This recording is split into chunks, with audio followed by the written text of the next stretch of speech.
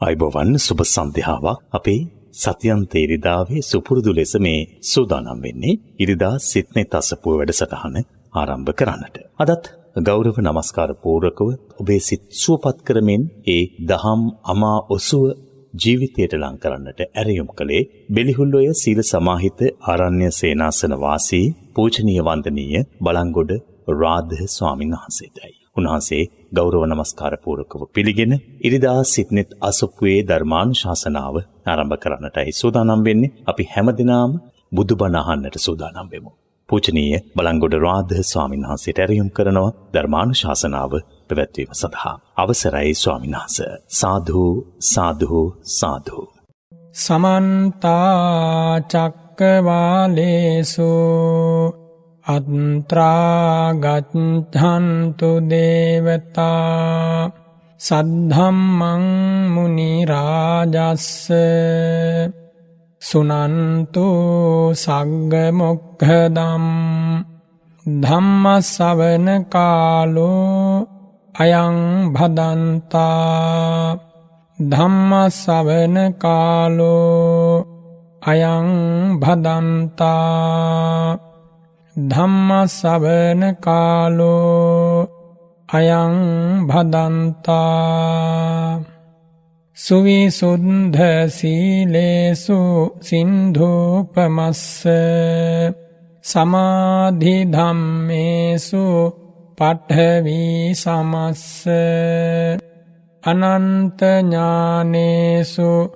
ගගනූපමස්ස නමාමි සිරසා සිරිගෝතමස්ස පිරිසිදු සිල් කඳ සමුදුර සේමා නිසල සමාධිය මිහිකත සේමා අනන්ත ඥානය අහසක් සේමා සිරිපා අභියස පිනිපා වේවා මෝහන්ධකාරේසු සුරියෝපමස්ස සංසාර සෝතේසු සේතෝපමස්ස දෝසප්පවාහේසු මේඝෝපමස්ස නමාමි සිරසා ධම්මාම තස්ස මොහන්දුර සින්දලන ලාහිරු සේමා සසර දියඹ මැද පහුරක් සේමා කෙලෙස් කිලුටු හල වැස්සක් සේමා සදහම් රුවනට පිනිපා වේවා පටිපත්ති සාරේසු සම්මාඨිතස්ස උජ්ජභූත මග්ගේසු යානාගතස්ස කුසලේසු ධම්මේසු කෙත්ථූපමස්ස නමාමි සිරසා සුගතෝ රසස්ස පිළිවෙත් සරුවෙයි සුවඳක් සේමා දම්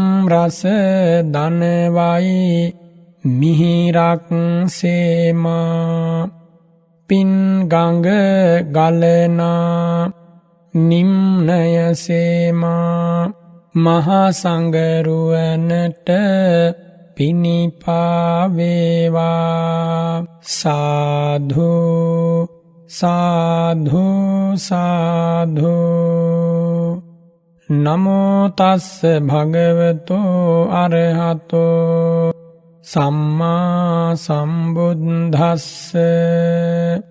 නමෝ තස්ස භගවතෝ අරහතෝ සම්මා සම්බුද්දස්ස නමෝ තස්ස භගවතෝ අරහතෝ සම්මා සම්බුද්දස්ස කතංච භික්ඛු කරුණා සහගතේන චේතසා ඒකං දිසං පරිත්වා විහරති සෙය්‍යථාපි නාම ඒකං පුග්ගලං දුක්ගතං දුරූපේතං දිස්වා කරුණායෙය්‍ය ඒව මේම සබ්බේ සත්තේ කරුණාය භරතිති.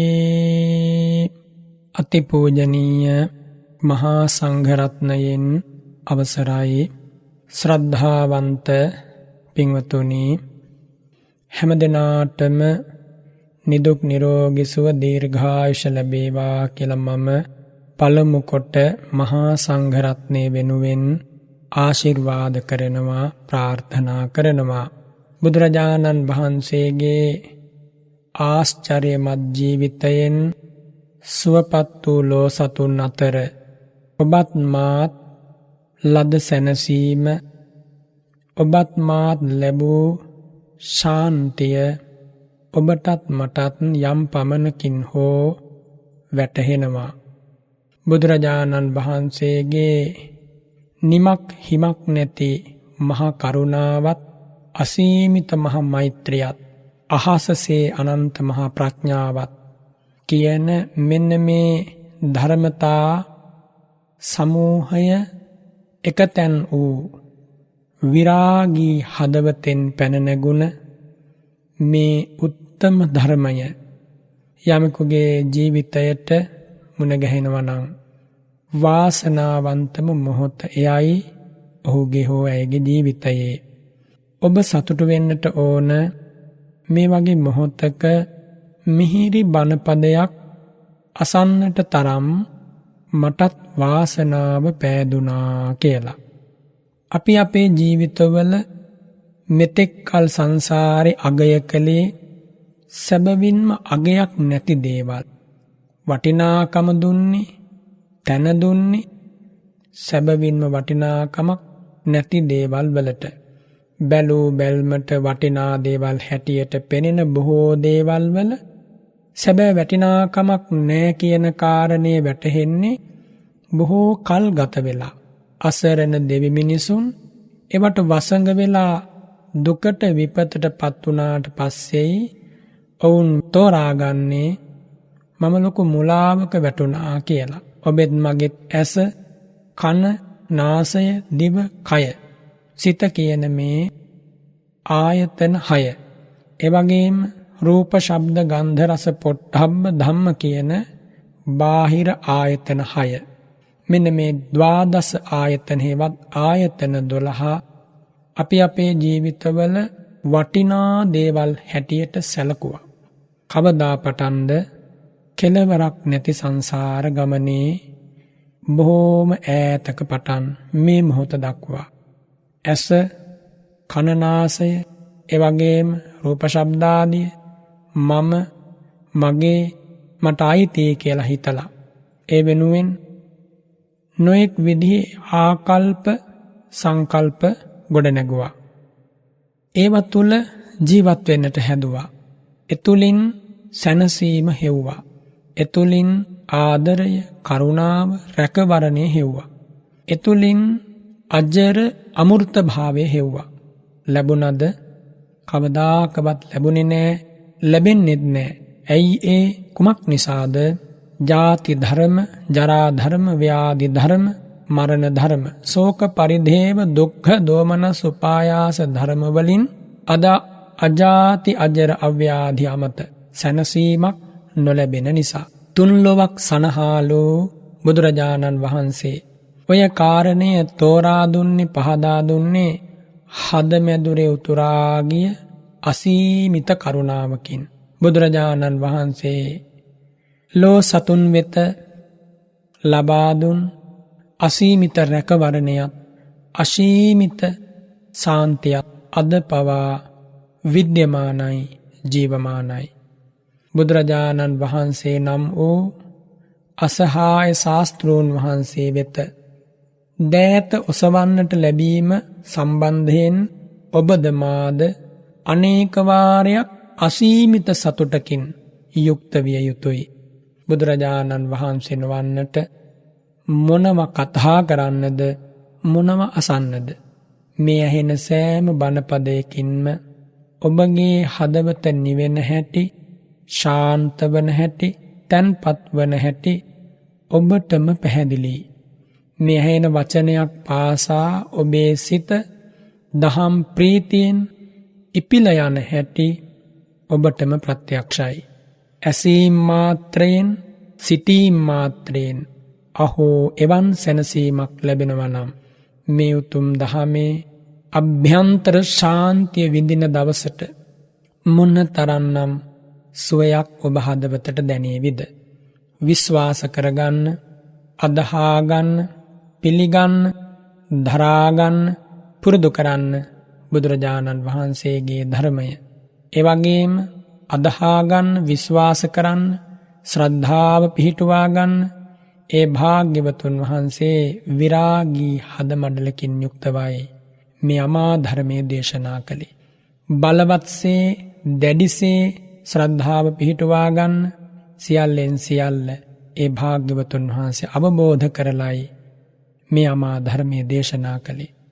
දැඩි ලෙසම ශ්‍රද්ධාවෙන් පිළිගන්න ඒ බුදුරජාණන් වහන්සේ පාරිශුද්ධ ජීවිතයක් ඇති, පිරිසිදු කාය වාග් මනෝ කර්ම ඇති, අංශු මාත්‍රයක පාපයක් වරදක් නැති උතුමන් වහන්සේ. සැබවින්ම සාදු කියමින් පිළිගන්න, මෙනෙහි කරන්න ඒ වචන බුදුමුවින් පිට වූ ඒ ශාන්ත රූපය දෙවියන් සහිත ලෝකය සුවපත් කළ රැස් විහිදෙන බබලන ඉඳුරන් දුටු දුටුවන්ගේ නිත සිත සැනසූ හැටි මෙනෙහි කරන්න, අදහා ගන්න. ලස්සන ජීවිතයක්, සුන්දර ජීවිතයක්, සුගත ජීවිතයක් හිමි බුදුරජාණන් වහන්සේ තුන් ලෝකයම කරතලා මලක්සේ අතැඹුලක්සේ පසක් කොට වදාළ භාග්‍යවතුන් වහන්සේ ලෝකයේ ඉපිද, ලෝකය අවබෝධ කොට, ලෝකය හා නොගැටී නොපැටලී ලෝකයෙන් සමුගත්තා. තථාගතයන් වහන්සේ හැම දෙවි මිනිසුන්ගේ හද సంతාන ශාන්ත අමදම් අමාවෙන් සුවපත් කළා. හැම හදවතකටම අසීමිත රැකවරණය ලබා දීමේ බලාපොරොත්තු ඇතිව ඉමක් පෙරක් කොනක් නොමැති සසර ගමනේ අනේක දුක් ඉහිලුවා. අවබෝධ කොට වදාලාම ධර්මය දෙවි මිනිසුන්ට වදාරන්නට 45 අවුරුද්දක් අසීමිත කැපකිරීමක් සිද්ධ කළා. ලද හැම වාසනා ගුණයක්ම, ලැබූ හැම වාසනා මහිමයක්ම ජීවිතයේ පරෝපකාරය වෙනුවෙන් කැප කළා. මහ පොළවේ 45 අවුරුද්දක් සම්බුද්ධ රාජ්‍ය හොබවමින් වැඩ හිටියා. දෙවියන්ට, මිනිසුන්ට, බ්‍රහ්මයන්ට, නාගයන්ට, සුපර්ණයන්, ගුරුලන් ඔය කොයි කාටත් එකම සැනසීම, අසීමිත කරුණාව, අසීමිත සාන්තිය ලබා දුන්නේ බුදුරජාණන් වහන්සේ පමණයි. මානව වංශ කතාවේ අසහාය ශාස්ත්‍රූන් වහන්සේ වන්නේ බුදුරජාණන් වහන්සේ පමණයි. යෝ ධම්මං පස්සති සෝමං පස්සති. බුදුමුවින් පිට වූ සනාතන අගයක් ඇති, කිසිවෙකුටත් සංශෝධනය කළ නොහැකි ගර්ජනාවක්. කුමක්ද? යමෙක් මා වදාළ ධර්මයේ දකීනම් හෙතෙම මා දක්නේ වෙයි. අද පවා ඔබට පුළුවන් ඒ ශාන්ත බුදුරජාණන් වහන්සේ දකින්නට. ඒ උදෙසා ඔබ උපදවා ගත යුතුයි දහම් ඇස. ඒ දහම් ඇස උපදවා ගැනීම පිණිස හේතුවන මාර්ගය නිරුපද්‍රිතයි, පිරිසිදුයි, සුද්ධයි, සුවිසුද්ධයි, අති පාරිශුද්ධයි. අද පවා ඔබට ඒ මාවත විවරයි. ඔබ සසර කළ පින් නැති කෙනෙක්, පිරූ පාරමිය ඇති කෙනෙක්. ඔබට පුළුවන් ඒ බුදුරජාණන් වහන්සේ පෙන්වා වදාළ මාවතේ ගමන් කරන්නට. සිත පිරිසිදු වෙනවා, ලය පහන් වෙනවා, විසම සිතුවිලි ධාරා ප්‍රහාණය වෙනවා, කුසල සිතුවිලි ධාරා උල්පතකින්සේ හදවත ඇසුරු කරගෙන මතු වෙනවා. කොයි කාටත් කවදටත් මේ උත්තම දහම තරම් වෙන සම්පතක් මුණ ගැහිද කියලා හිතන්නට බෑ. එනිසා ඔබ අද මේ මොහොතේ ඒ බුදුරජාණන් වහන්සේ දකින්නට නම් ඒ ධර්මයේ පුරුදු කරන්න. අද මා ඔබට මේ උතුම් සිත්නෙත් අසපුව ධර්ම දේශනාවේදී කියා දෙන්නට බලාපොරොත්තු වන්නේ කරුණා භාවනාව වඩන ආකාරය පිළිබඳව. පසුගිය වැඩසටහන් වලදී මෛත්‍රී භාවනාව ගැන දේශනා කළා. සතරක් වූ බ්‍රහ්ම විහාර භාවනාවන්ගෙන් දෙවන භාවනාව කරුණා භාවනාව. ඒ පිළිබඳවයි අද ඔබ ඉගෙන ගන්නේ. හොඳින් අසන්න, සිහිය පිහිටුවා ගන්න, නුවණින් මෙනෙහි කරන්න, ජීවිතයට ගලපාගෙන කරුණාවේ සුව විඳින්නට මේ උතුම් දහම් කරුණු ඔබට ඒකාන්තයෙන් හේතු වේවා කියලයි මම ආශිර්වාද කරන්නේ. අද මේ උතුම් ධර්ම දේශනාවේ දායකත්වය උසුලනු ලබන්නේ කතරගම රොෂාන් මුණසිංහ ලියනාරච්චි, මාතලේ සිව්මි වික්‍රමසිංහ කියන දෙපළ බොහොම ශ්‍රද්ධාවෙන් පිවිතුරු බලාපොරොත්තු සිත්හි දරාගෙන ඒ අත්තන්ගේ ධර්ම ප්‍රාර්ථනා ඉෂ්ට වේවා කියලා අපි පළමු කොට ප්‍රාර්ථනා කරමු, ආශිර්වාද කරමු. තුන් ලෝකයේ සැනසූ බුදුරජාණන් වහන්සේගේ හදවතේ ඇති මහා බලයන් අතර පුදුමාකාර බලයක් තමයි මහා කරුණා බලය. මොනම හේතුවකින්වත් වෙනස් වුණේ නෑ. ජාති මරණ සංසාරේ ඉමක් නැති ඉතිහාසයක පටන් දියුණු කරන ලද කරුණාව මහා කරුණාවක් බවට පත් වුණා. එනිසයි අපි මහා කරුණාව කියලා ප්‍රකාශ කරන්නේ බුදුරජාණන් වහන්සේගේ හදවතේ ඇති කරුණාවට. ඒ මහා කරුණාව සැබවින්ම ඔබ මා ලද අසීමිත ශාන්තිය. ඇයි එහෙම වන්නේ? ඒ මහා කරුණාව නිසයි බුදුරජාණන් වහන්සේ තුන්ලොවක් දිනන උතුම් සම්බුද්ධ රාජ්‍යයට පත් වුණේ. ඒ මහා කරුණාව නිසයි මේ අමා ධර්මය දේශනා කොට වදාලේ. ඒ මහා කරුණාවෙන්මයි ලෝ සතුන් දෙස බලා වදාලේ. පිහිට වුණේ අමා දහම් වදාරමින් සැනසීම ලංකලේ. සතුට සැපය තම හදවතින්ම උපදින මාවත පෙන්වා වදාලේ. එනිසා බුදුරජාණන් වහන්සේ මහා කරුණාවෙන් යුක්ත වන සේක. ඒ මහා කාරුණික තථාගතයන් වහන්සේ අෂ්ඨාංග සමන්නාගත වූ මිහිරි බ්‍රහ්මස්වරය පතුරවමිනුයි මේ කරුණාව වැඩීමේ, කරුණා සහගත මනෝභාවය ඉපදවීමේ, කරුණාව නම් වූ බ්‍රහ්ම විහාරයේ වැඩීමේ වටිනාකම දේශනා කොට වදාළේ. කතංච භික්ඛු කරුණා සහගතේන චේතසා ඒකං දිසම් පරිත්වා විහරති. මහණෙනි, කෙසේනම් මේ ශාසනයේ ශ්‍රාවකයා නැත්තම් භික්ෂුව කරුණා සහගත සිතින් එක් දිසාවක් පතුරුවා වාසය කරයිද? සය්‍යථාපි නාම ඒකම් පුග්ගලං දුග්ගතං දුරූපේතං දිස්වා කරුණායෙය. කාය දුස්චරිතාදියෙන් යුක්ත වූ එක් දුගී පුද්ගලයෙකු දැක යම්සේ කරුණාසිතක් උපදවන්නේද? ඒව මේව සබ්බේ සත්තේ කරුණාය භරත්. අන්න ඒ වගේ සියලු සත්වයන් අරමුණු කරමින් සියලු සත්වයන් වෙත මේ කරුණාව උපදවනවා, කරුණාව පහළ කරනවා. එයයි බුදුරජාණන් වහන්සේ මේ කරුණාව ගැන වදාළ උත්තම ප්‍රකාශය. තත්හ කතමා කරුණා. කුමක්ද සැබවින්ම කරුණාව කියලා කියන්නේ? යා සත්තේසු කරුණා කරුණායනා කරුණායි තත්තං කරුණා චේතෝ විමුක්ති අයං උච්චති කරුණා කියලා වදාරනවා.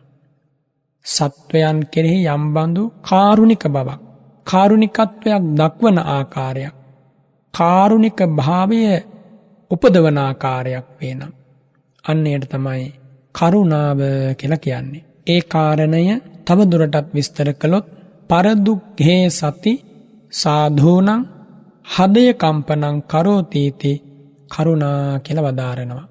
අන් අයට දුකක් ඇති වූ කල්හි සත්පුරුෂයන්ගේ සිත කම්පා කරන එක්තරා ස්වභාවයක් ඇති වෙනවා. අන්නේ ස්වභාවයයි කරුණාව කියලා කියන්නේ.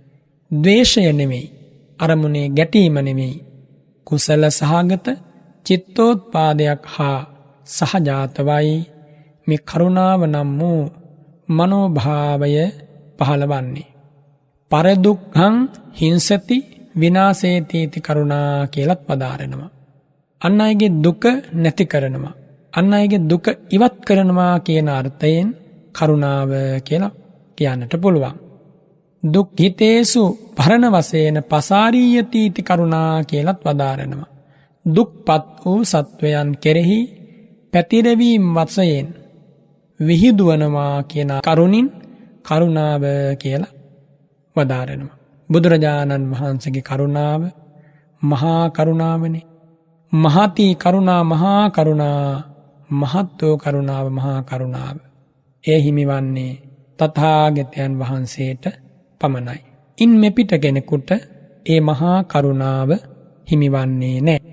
කරුණාව කියන මේ ස්වභාවය ඇතිවන්නේ කෙසේද? අනුන්ගේ දුකක් දුටුවට පස්සේ අන්ගේ දුකක් දැකීමෙන් හෝ ඇසීමෙන් තමයි සත්පුරුෂයන්ගේ සිතේ මේ කරුණාව ඇතිවන්නේ. අනුන්ගේ දුකේදී විපතේදී සිත කම්පා කරන ස්වභාවය. ඒ දුකට සතුටු වෙන්නේ නැහැ. අන් කෙනෙකුගේ දුක ඉදිරියේදී ඒ දුක අනුමෝදන් වෙන්නේ නැහැ. අන් කෙනෙකුගේ දුක දැකලා පිටුපාන්නේ නැහැ. අන් කෙනෙකුගේ දුක ඉදිරියේදී ඒ තමාට වාසියක් කරගන්නේ නැහැ. එහෙනම් තම හදවතේ යම්බඳු පුද්ගලයෙකුට හෝ පුද්ගල පිරිසකට හෝ සව්සතුන්ට හෝ යම්බඳු දුකක් වී ඇතනම් මේ දුක ඉවත් කිරීමේ අපේක්ෂාව පවතිනවා නම් ඒ අපේක්ෂාවම එක පැත්තකින් කරුණාව කියලා කියන්නට පුළුවන්. සිතේ උපන් කරුණාව හේතු කරගෙන අන් අයගේ දුක ඉවත් වුණත් දුක පහ වුණේ නැතත් ඒ දුකට තමා කැමති වන්නේ නැහැ. ඒ දුක නැති වෙනවටයි කැමති වන්නේ. ඒ දුකින් ඔහු අත මිදෙනවටයි කැමති වන්නේ. ආන්නේ අපේක්ෂාව මෙතන කරුණාව කියලා කියන්නට පුළුවන්. සැබවින්ම මෙය චෛතසික ධර්මයක්. කුසල් සිත් හා පහළවන චෛතසික ධර්මයක්.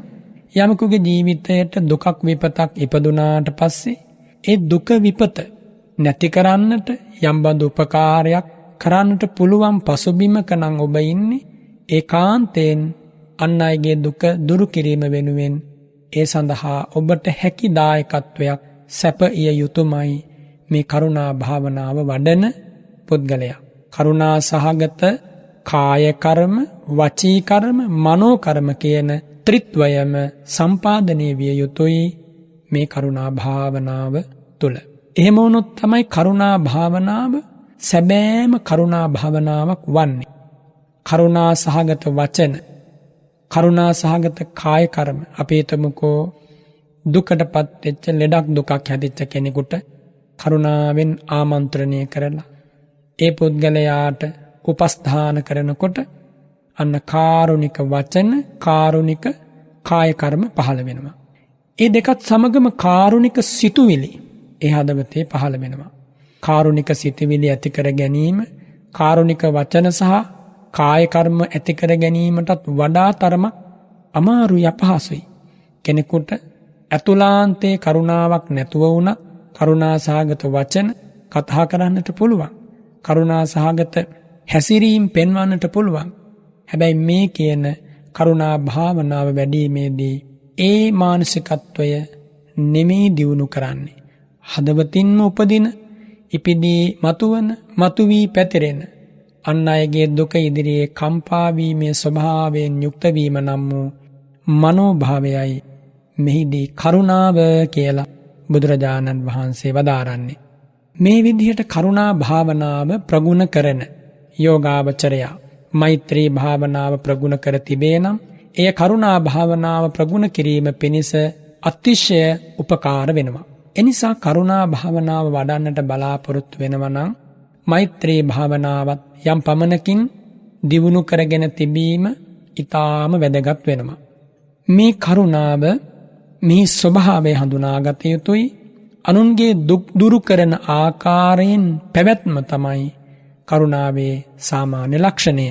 අන්‍යයන්ට පැමිණි දුක දැකලා එය නොයිවසීමම මේ කෘත්‍ය බව උතුම් බණ පොතේ උගන්වා වදාරනවා. මේ කාරුණික ස්වභාවය කොහොමද කෙනෙකුට වැටහෙන්නේ? අවිහිංසා සංකල්පයක් ලෙස. අවිහිංසාව කිසිම කෙනෙකුට හිංසා කරන්නේ නැහැ. කිසිවෙකුට චිත්තෝත්පාද මාත්‍රයකින් හිංසා නොකරන ආකාරයෙන්ුයි මේ කරුණාව වැටහෙන්නේ. දුකින් පීඩිත අයගේ අසරණ බව දැකීම කරුණාවේ ආසන්නම කාරණය. මෙමගින් සිද්ධවන දේ කුමක්ද? මේ කරුණාවේ සම්පත්තිය කුමක්ද? විහිංසාව සංසිඳුවීම. මානසිකව ඇතිවන ආඝාතමූල චේතනාව සංසිඳුවීමයි කරුණාවෙන් ලැබෙන ශාන්තිය. මේ කරුණාවට පච්චනීක ධර්මය හෙවත් ඍජු විරුද්ධ ධර්මය කුමක්ද? ශෝකය ඇතිවීම. ශෝකවීම කරුණාවට විරුද්ධ ධර්මයක්. ශෝකවීම නෙමෙයි කරුණාව කියලා කියන්නේ. අනුන්ගේ දුක දැකීමෙන් ඇතිවන ශෝකය කරුණාව නොවන බව ඔබ තේරුම් ගත යුතුයි. කරුණාව පූර්වාංගම කරගෙන ශෝකය වංචා කරන නිසා ශෝකවීම කරුණා භාවනාවේ කරුණා චිත්තෝත්පාදයේ විනාශය පිණිස හේතු වෙන්න පුළුවන්. ශෝකය කියන්නේ ද්වේෂ මූල චිත්තෝත්පාදයක් පහළවීමක් නිසා එය සැබවින්ම අකුසලයක්. කරුණාව පහළ වෙන්නේ කුසල් සිතක. එනිසා කරුණාව කියන්නේ කුසලයක්. ඔබ වඩාත් හොඳින් මෙහිදී තේරුම් ගත යුතුයි. කරුණාව කියන්නේ ශෝකවීමට හැඬීමට කාරණයක් නොවේ. කරුණාවෙන් යුක්ත වන කෙනා අන් අයගේ දුක ඉදිරියේ හඬනවා නම්, ශෝක කරනවා නම්, ඔහු අනුව ලත වෙනවා නම්, ඔහු අනුව තමාත් කඳුළු හලනවා නම්, එහි ඇති කරුණාවක් නැහැ. එනිසා මේ කරුණාව කියන ධර්ම ස්වභාවය හඳුනා ගන්නට ඕන හරි හැටි, ඒ වඩන හැටි හඳුනා ගන්නට ඕන. එමගින් ලොවක් සුවපත් කරන්නේ කෙසේද කියා තේරුම් ගන්නට ඕන. මේ ලෝකේ සියලු සත්වයෝ අසරණයිනි, මගඵල නොලැබූ හැම කෙනාම කරුණාවට බඳුන් වන සත්වයෝ. මගඵල ලාභී වූද නොලාභී වූද සව් සතුන් කරුණාවට බඳුන් වෙනවා. එනිසා ඒ සියලු සත්වයන් වෙත කරුණාව පැතිරවීමයි කරුණා භාවනාවේ අපේක්ෂාව. එහිදී ඔබ අන් කෙනෙකුට කරුණාව දක්වනවා නම් ඔහුට ඒ කරුණාවෙන් යම් ශාන්තියක් ලබා දිය හැකි මට්ටමට ඒ උතුම් කරුණාබර මානසිකත්වය ඔබ හදවතේ ඇති කරගත යුතුමයි. පළමු කොට කරුණාව කුමක්දයි හඳුනා කරුණාව තම හදවතේ පිහිටුවා ගැනීමමයි කරුණා භාවනාවේ අපේක්ෂාව. ලෝකේ දුක්පතුන්, අසරණයන්, දුක්ඛිතයන් අපමණයි. එහෙම දෙනාටම ඔබට බැරි වෙයි අතින් පයින් උපස්ථාන කරන්න. ආහාර, නිවාස, ඇඳුම්, බෙහෙත් මේවා ලබා දෙන්නට බැරි වෙයි. එනමුත් ඔබට පුළුවන් වෙන්නට ඕන ඔබ ජීවත් වන පසුබිමේ දුක්ඛිතයන්, අසරණයන් දුටුවොත්, මුණ ගැසුනොත් මග හරින්නේ නැතුව, පිටුපාන්නේ නැතිව තම ශක්තිය, තම හැකියාව හඳුනා ඔවුන්ට පිහිටවීම කරුණා භාවනාව පුරුදු කරන යෝගාවචරයාගේ චරිත ලක්ෂණයක් විය යුතුයි. එහෙම නැත්නම් කවදාකවත් මේ කරුණාබර සිටිවිල්ල එවත් කරුණා චේතෝ විමුක්තිය හදවතේ වඩන්නට හම්බ වෙන්නේ නැහැ. ඔබ ජීවත් වන තැනින්, ඔබ ජීවත් වන පසුබිම තුළ ඔබට මුණ ගැහෙන, ඔබට ඇසුරු කරන්න ලැබෙන ඔබේ දරුවෝ, ඔබේ දෙමව්පියෝ, ඔබේ සොයුර සොයුරියන්, ඔබේ යහළු මිතුරන්, ඥාතීන්, අසල්වාසීන්, ගුරුවරුන්, මෙන්න මේ පිරිස වෙත කරුණා සහගත කාය කර්ම, කරුණා සහගත වචී කර්ම සමග මේ කරුණා සහගත මනෝභාවය පිදවිය යුතුයි. ඔබේ සාමාන්‍ය හැසිරීමට මේ කරුණාබර චරිත ලක්ෂණ එකතු කරගන්නට ඕන. දෙමව්පියන්ට උපස්ථාන කරන්නට ඕන, වැඩිහිටියන්ට උපස්ථාන කරන්නට ඕන, සංඝෝපස්ථාන සිද්ධ කරන්නට ඕන, බුද්ධෝපස්ථාන සිද්ධ කරන්නට ඕන. ආන්නේ මගින් කරුණා සහගත කාය කර්ම සිද්ධ වෙනවා. මිහිරි වූ, සත්‍ය වූ, කාලෝචිත වූ, අර්ථ සහිත වූ වචන කතා කරනකොට කරුණා සහගත වචී කර්ම සිද්ධ වෙනවා. ඒ වගේම දුකටපත් පුද්ගලයෙකු හෝ පුද්ගල සමූහයක් හෝ දුක්ඛිතයන් නිදුක් වෙත්වා කියන සිතුවිල්ල උපදවනකොටම කරුණා සහගත මනෝ කර්ම පහළ වෙනවා. මෙන්න මේ ක්‍රමයෙන් තමයි කරුණා භාවනාව ඉදිරියට දියුණු කරන්නේ. මේදී ඔබ තේරුම් ගත යුතුයි ගේහසිතව ඇතිවන දෝමනස්සය කරුණා බ්‍රහ්ම විහාරයට ළඟම සිටින සතුරා කියලා. ඒ කියන්නේ දුක් වීම, හැඬීම, විලාප තැබීම මේ කරුණා භාවනාවට පසමිතුරෙක්. ඒ වගේම විහිංසාව කියන්නේ කුමක්ද? සත්වයන්ට හිංසා කිරීම, තැලීම, පෙලීම. මෙන්න මේ ස්වභාවය කරුණා භාවනාවට දුරින් සිටින සතුරෙක් කියලායි දේශනා කරන්නේ.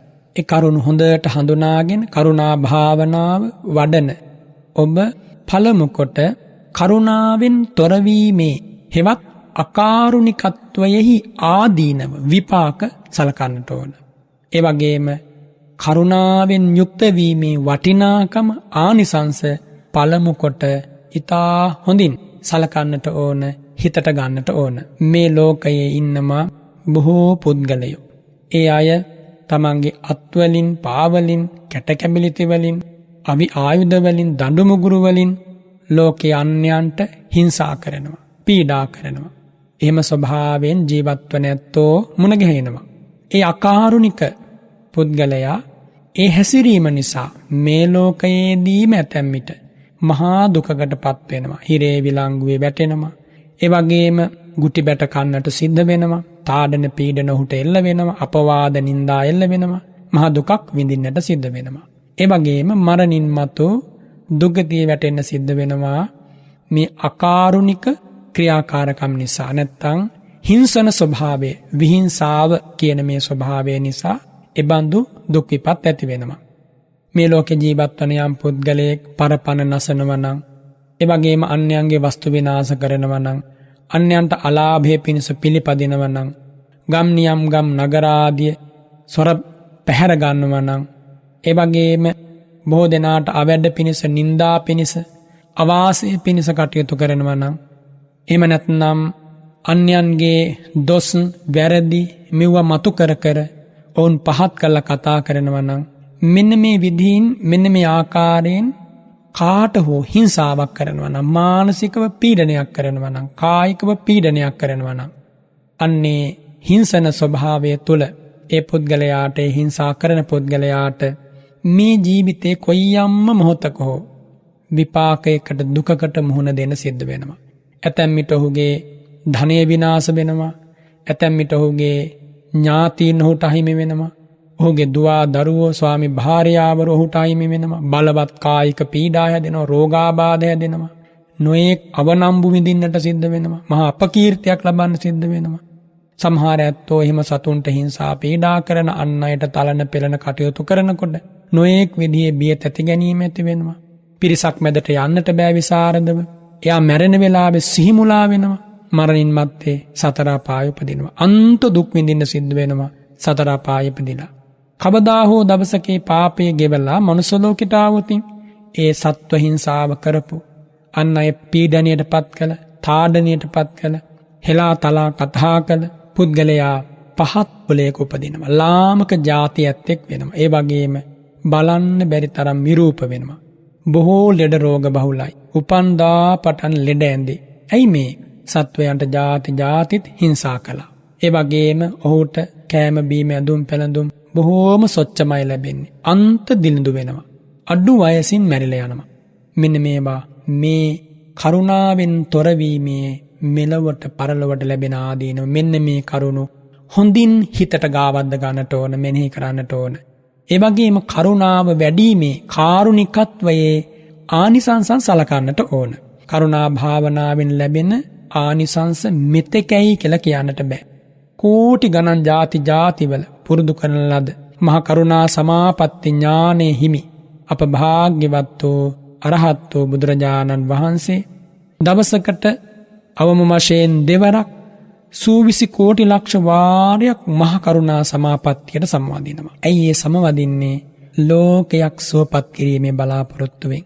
ඒ ලෝකයක් සුවපත් කරන බලාපොරොත්තුව කවද්ද පිහිටෙව්වේ? ඒ සම්බුදුරජාණන් වහන්සේ ඈත සංසාරේ දවසක බුද්ධෝහං බෝධිසාමි, මම ලෝතුරා බුද්ධ රාජ්‍යයට පත්ව ලෝ සතුන්ට අමා දහම් වදාරනවා, ලෝ සතුන්ට ධර්මය අවබෝධ කරවනවා. බලන්න, කරුණා සිතවිල්ලක අනුහස පළමු කොට මම ලෝතුරා බුද්ධ රාජ්‍යයට පත් වෙනවා. අන් අයට කරුණාව දක්වන්න පුළුවන් කෙනෙක් වෙනවා. ඉන් අනතුරුව කරුණාව දක්වනවා. මුත්තෝහම් මෝචයේ පරි, මම පළමු කොට අතමිදී ලෝ සතුන්ට කරුණාව දක්වන්නට තරම් සුදුසු හදවතක් ඇති කරගෙන ලෝ සතුන්ට කරුණාව දක්වනවා. නැත්තම් මෝචයේ පරි, අන් අය දුකින් මුදවනවා. තින්නෝහං තාරයිසාමි, මම පළමු කොට සසර හෘදුරු මරු කතරින් සමුගන්නවා. අන් අයටත් කරුණාවෙන් ඒ මාවත කියා දෙනවා. බලන්න, බුදුරජාණන් වහන්සේගේ මහා කරුණාව ඉපදිච්ච හැටි. ඒ විදිහට තමයි භාග්‍යවත් බුදුරජාණන් වහන්සේ අනේක ಜಾති සත සහස්‍රයන්හි මේ කරුණාව පුරුදු කළේ. සැබවින්ම මේ කරුණාව මෛත්‍රියටත් වඩා යම් පමණකට ගැඹුරු ධර්මතාවයක්. එනිසායි තථාගතයන් වහන්සේ මෛත්‍රී භාවනාවෙන් අනතුරුව කරුණා භාවනාව ගැන දේශනා කරන්නේ. මෛත්‍රී භාවනාව ප්‍රගුණ කරපු අයට කරුණා භාවනාවත් බොහෝම ඉක්මනින් වඩන්නට පුළුවන්. මේ කරුණා භාවනාවේ අනුහස් අපමණයි. අංගුත්තර නිකායේ ඒකක නිපාතේ වදාරනවා බුදුරජාණන් වහන්සේ අච්චරා සංඝාත මත්තම්පිචේ භික්කවේ භික්ඛු මහණෙනි අසුරු සැනක් ගසන මොහොතක් හෝ යම් කිසි කෙනෙක් කරුණා භාවනාව වඩනවා නම් යම් භික්ෂුවක් කියමුකෝ ඒ භික්ෂුව කරුණා භාවනාව ඉතා සුළු මොහොතක් වඩනවා නම් ඒ භික්ෂුව ශාස්ත්‍රූන් වහන්සේගේ අනුශාසනාව අනුගමනය කරන කෙනෙක්. ඒ වගේම ඒ අවවාදයට අනුව ක්‍රියා කරන කෙනෙක්. ගුණයෙන් හිස් වෙන්නේ නැතිව ලෝවාසින් පූජා කරන දානි වළඳන කෙනෙක්. යම් කිසි කෙනෙක් ඒ කරුණාව අතිශයින් බහුල කරයි නම් ඔහු මේ ලෝකයට සලසන යහපත අප්‍රමාණයි කියලයි බුදුරජාණන් වහන්සේ දේශනා කළේ. ඉතින් එනිසා මේ කරුණා භාවනාව වැඩීමෙන් චතුස්ක ක්‍රමයෙන් 3 වන ධානය දක්වාද පංචක ක්‍රමයෙන් 4 වන ධානය දක්වාද සිත සමාධිමත් කිරීමේ හැකියාව ඇති වෙනවා. ඒ වගේම මුදිතා භාවනාවට ඉන් ඔබේ ඇති සෙසු භාවනාවන්ට මේ කරුණා භාවනාව උපනිශ්‍රේ වෙනවා. මෛත්‍රී භාවනාව ප්‍රගුණ කිරීමෙන් හිතයිශී භාවය ප්‍රාර්ථනා කළ ඒ භාවනාව වඩන පුද්ගලයා සත්වයන් දුකින් පීඩිතව ඉන්නවා දැකලා කරුණාව වැඩීමෙන් ඒ දුක්ඛිතයන්ගේ දුක් දුරු කරලා සැපසේ ඔවුන් සිටිනවා දැකීමෙන් සතුටු වීමේ හැකියාවයි මේ කරුණා භාවනාව තුළින් දියුණු කරන්නේ. කරුණා භාවනාවෙන් ආර්ය අෂ්ටාංගික මාර්ගයේ අවිහිංසා සංකල්පය සම්පූර්ණ වෙනවා. දෙවන මාර්ගාංගේ වැඩෙනවා. උපචාර අර්පණා සමාපatti බලය පාදක කරගෙන විදර්ශනා වඩලා මගඵල ලබා නිවන් සෝයෙන් සැනහීමේ වාසනාව හිමි වෙනවා.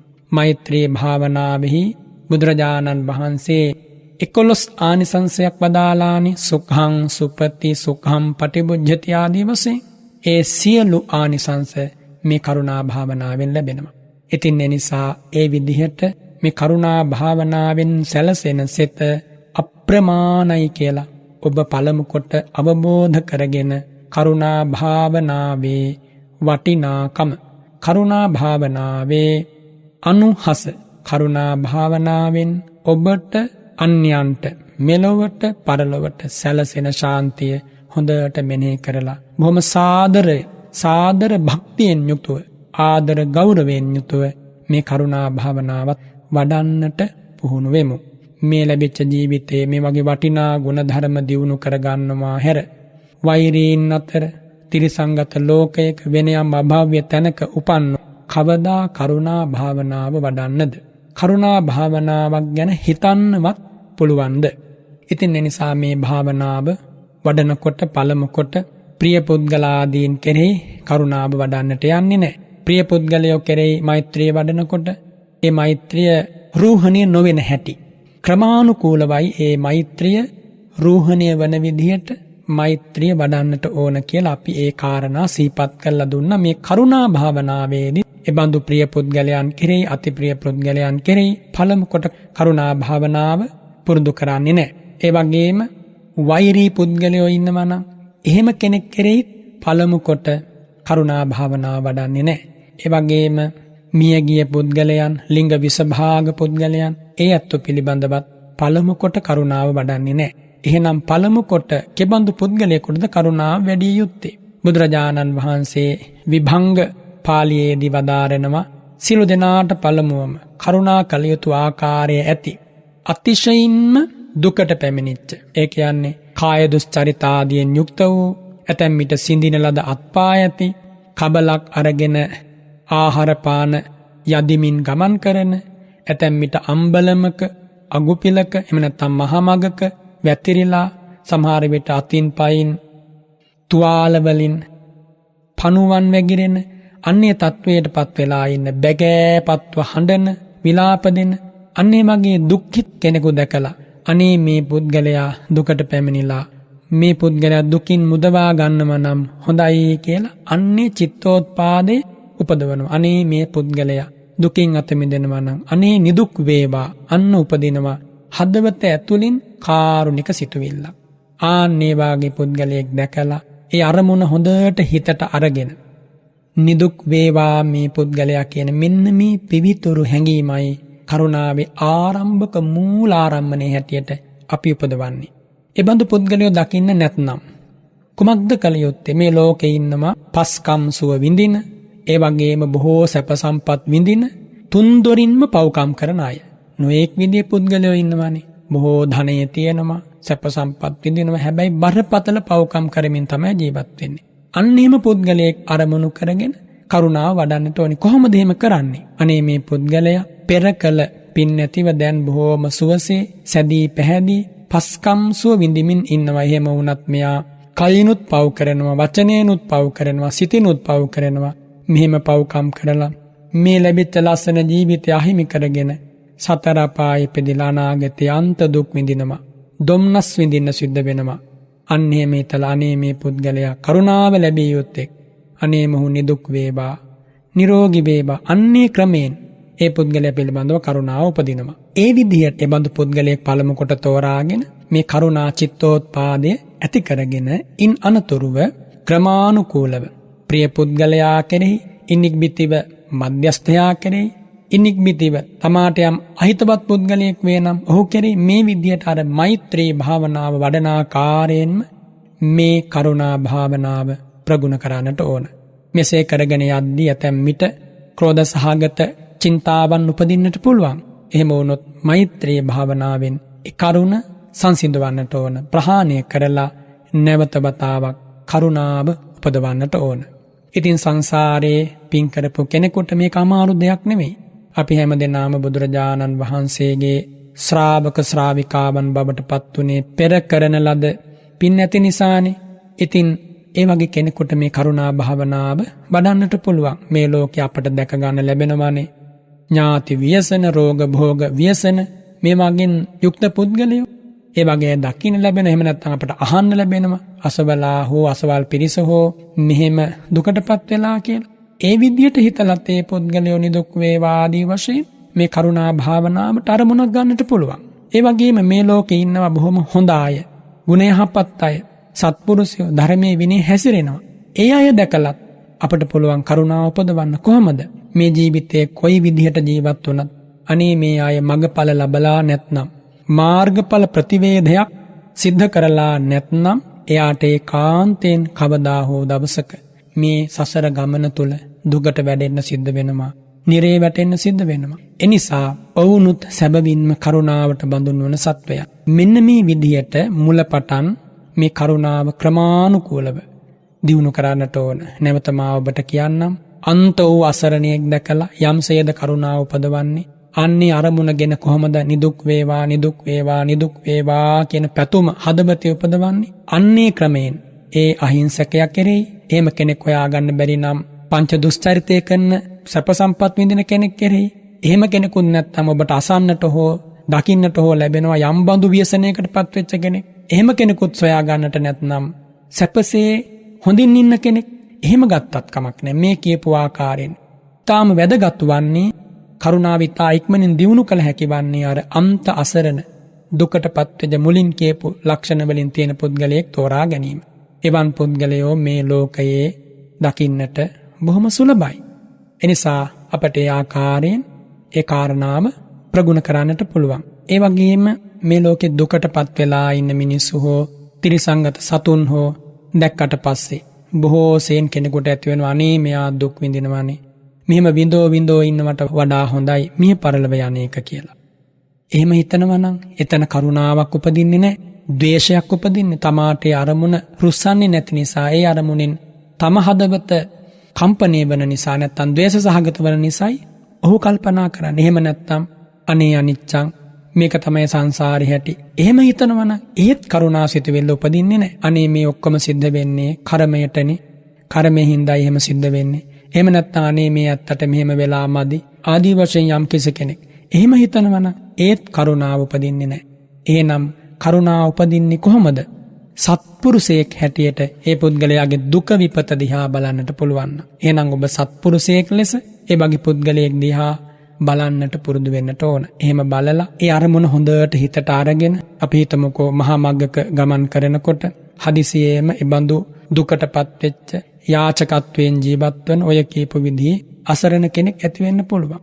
ඉතින් ඒ අසරණ කෙනා හොඳට ඒ ස්වභාවයේ ඒ වැටිලා ඉන්න තත්ත්වයේ හිතට අරගෙන ඒ සටහන හොඳට හිතට අරගෙන ඉන්න අනතුරුව ගෙදරට ඇවිල්ලා එහෙම නැත්නම් විවේක තැනක ඉඳගෙන මේ වගේ කාලයක නම් ඒ බඳු අරමුණු ඔබට බොහොම පහසුවෙන් දැක ගන්න පුළුවන්. එහෙම දැකගෙන ඒ අරමුණ හිතට කාවද්දගෙන ඒ පුද්ගලයා පිළිබඳව කරුණාව පතුරවන්න ආරම්භ කරනවා. අහෝ මේ පුද්ගලයා දුකටපත් වෙලා ඉන්නවා. මෙයා දුකින් මුදවා ගන්න ලැබෙනවා නම් බොහොම හොඳයි කියලා. මේ කරුණා චිත්තය, කරුණා සිතවිල්ල, කරුණා සංකල්පය නැවත නැවත හදවතෙහි ජීවත් කළ යුතුයි. මෛත්‍රී භාවනාවේ සහ කරුණා භාවනාවේ වෙනසක් තියෙනවා. මෛත්‍රී භාවනාව නැත්තම් මෛත්‍රිය ඉඳුරාම පටිඝයට විරුද්ධ ධර්මයක්. පටිඝය නම් වූ චෛතසිකයට, ද්වේෂය නම් වූ නැත්තම් ව්‍යාපාදය නම් වූ චෛතසිකයට විරුද්ධ ධර්මය තමයි මෛත්‍රිය කියලා කියන්නේ. කරුණාව විහිංසාවට විරුද්ධ ධර්මයක්. විහිංසාව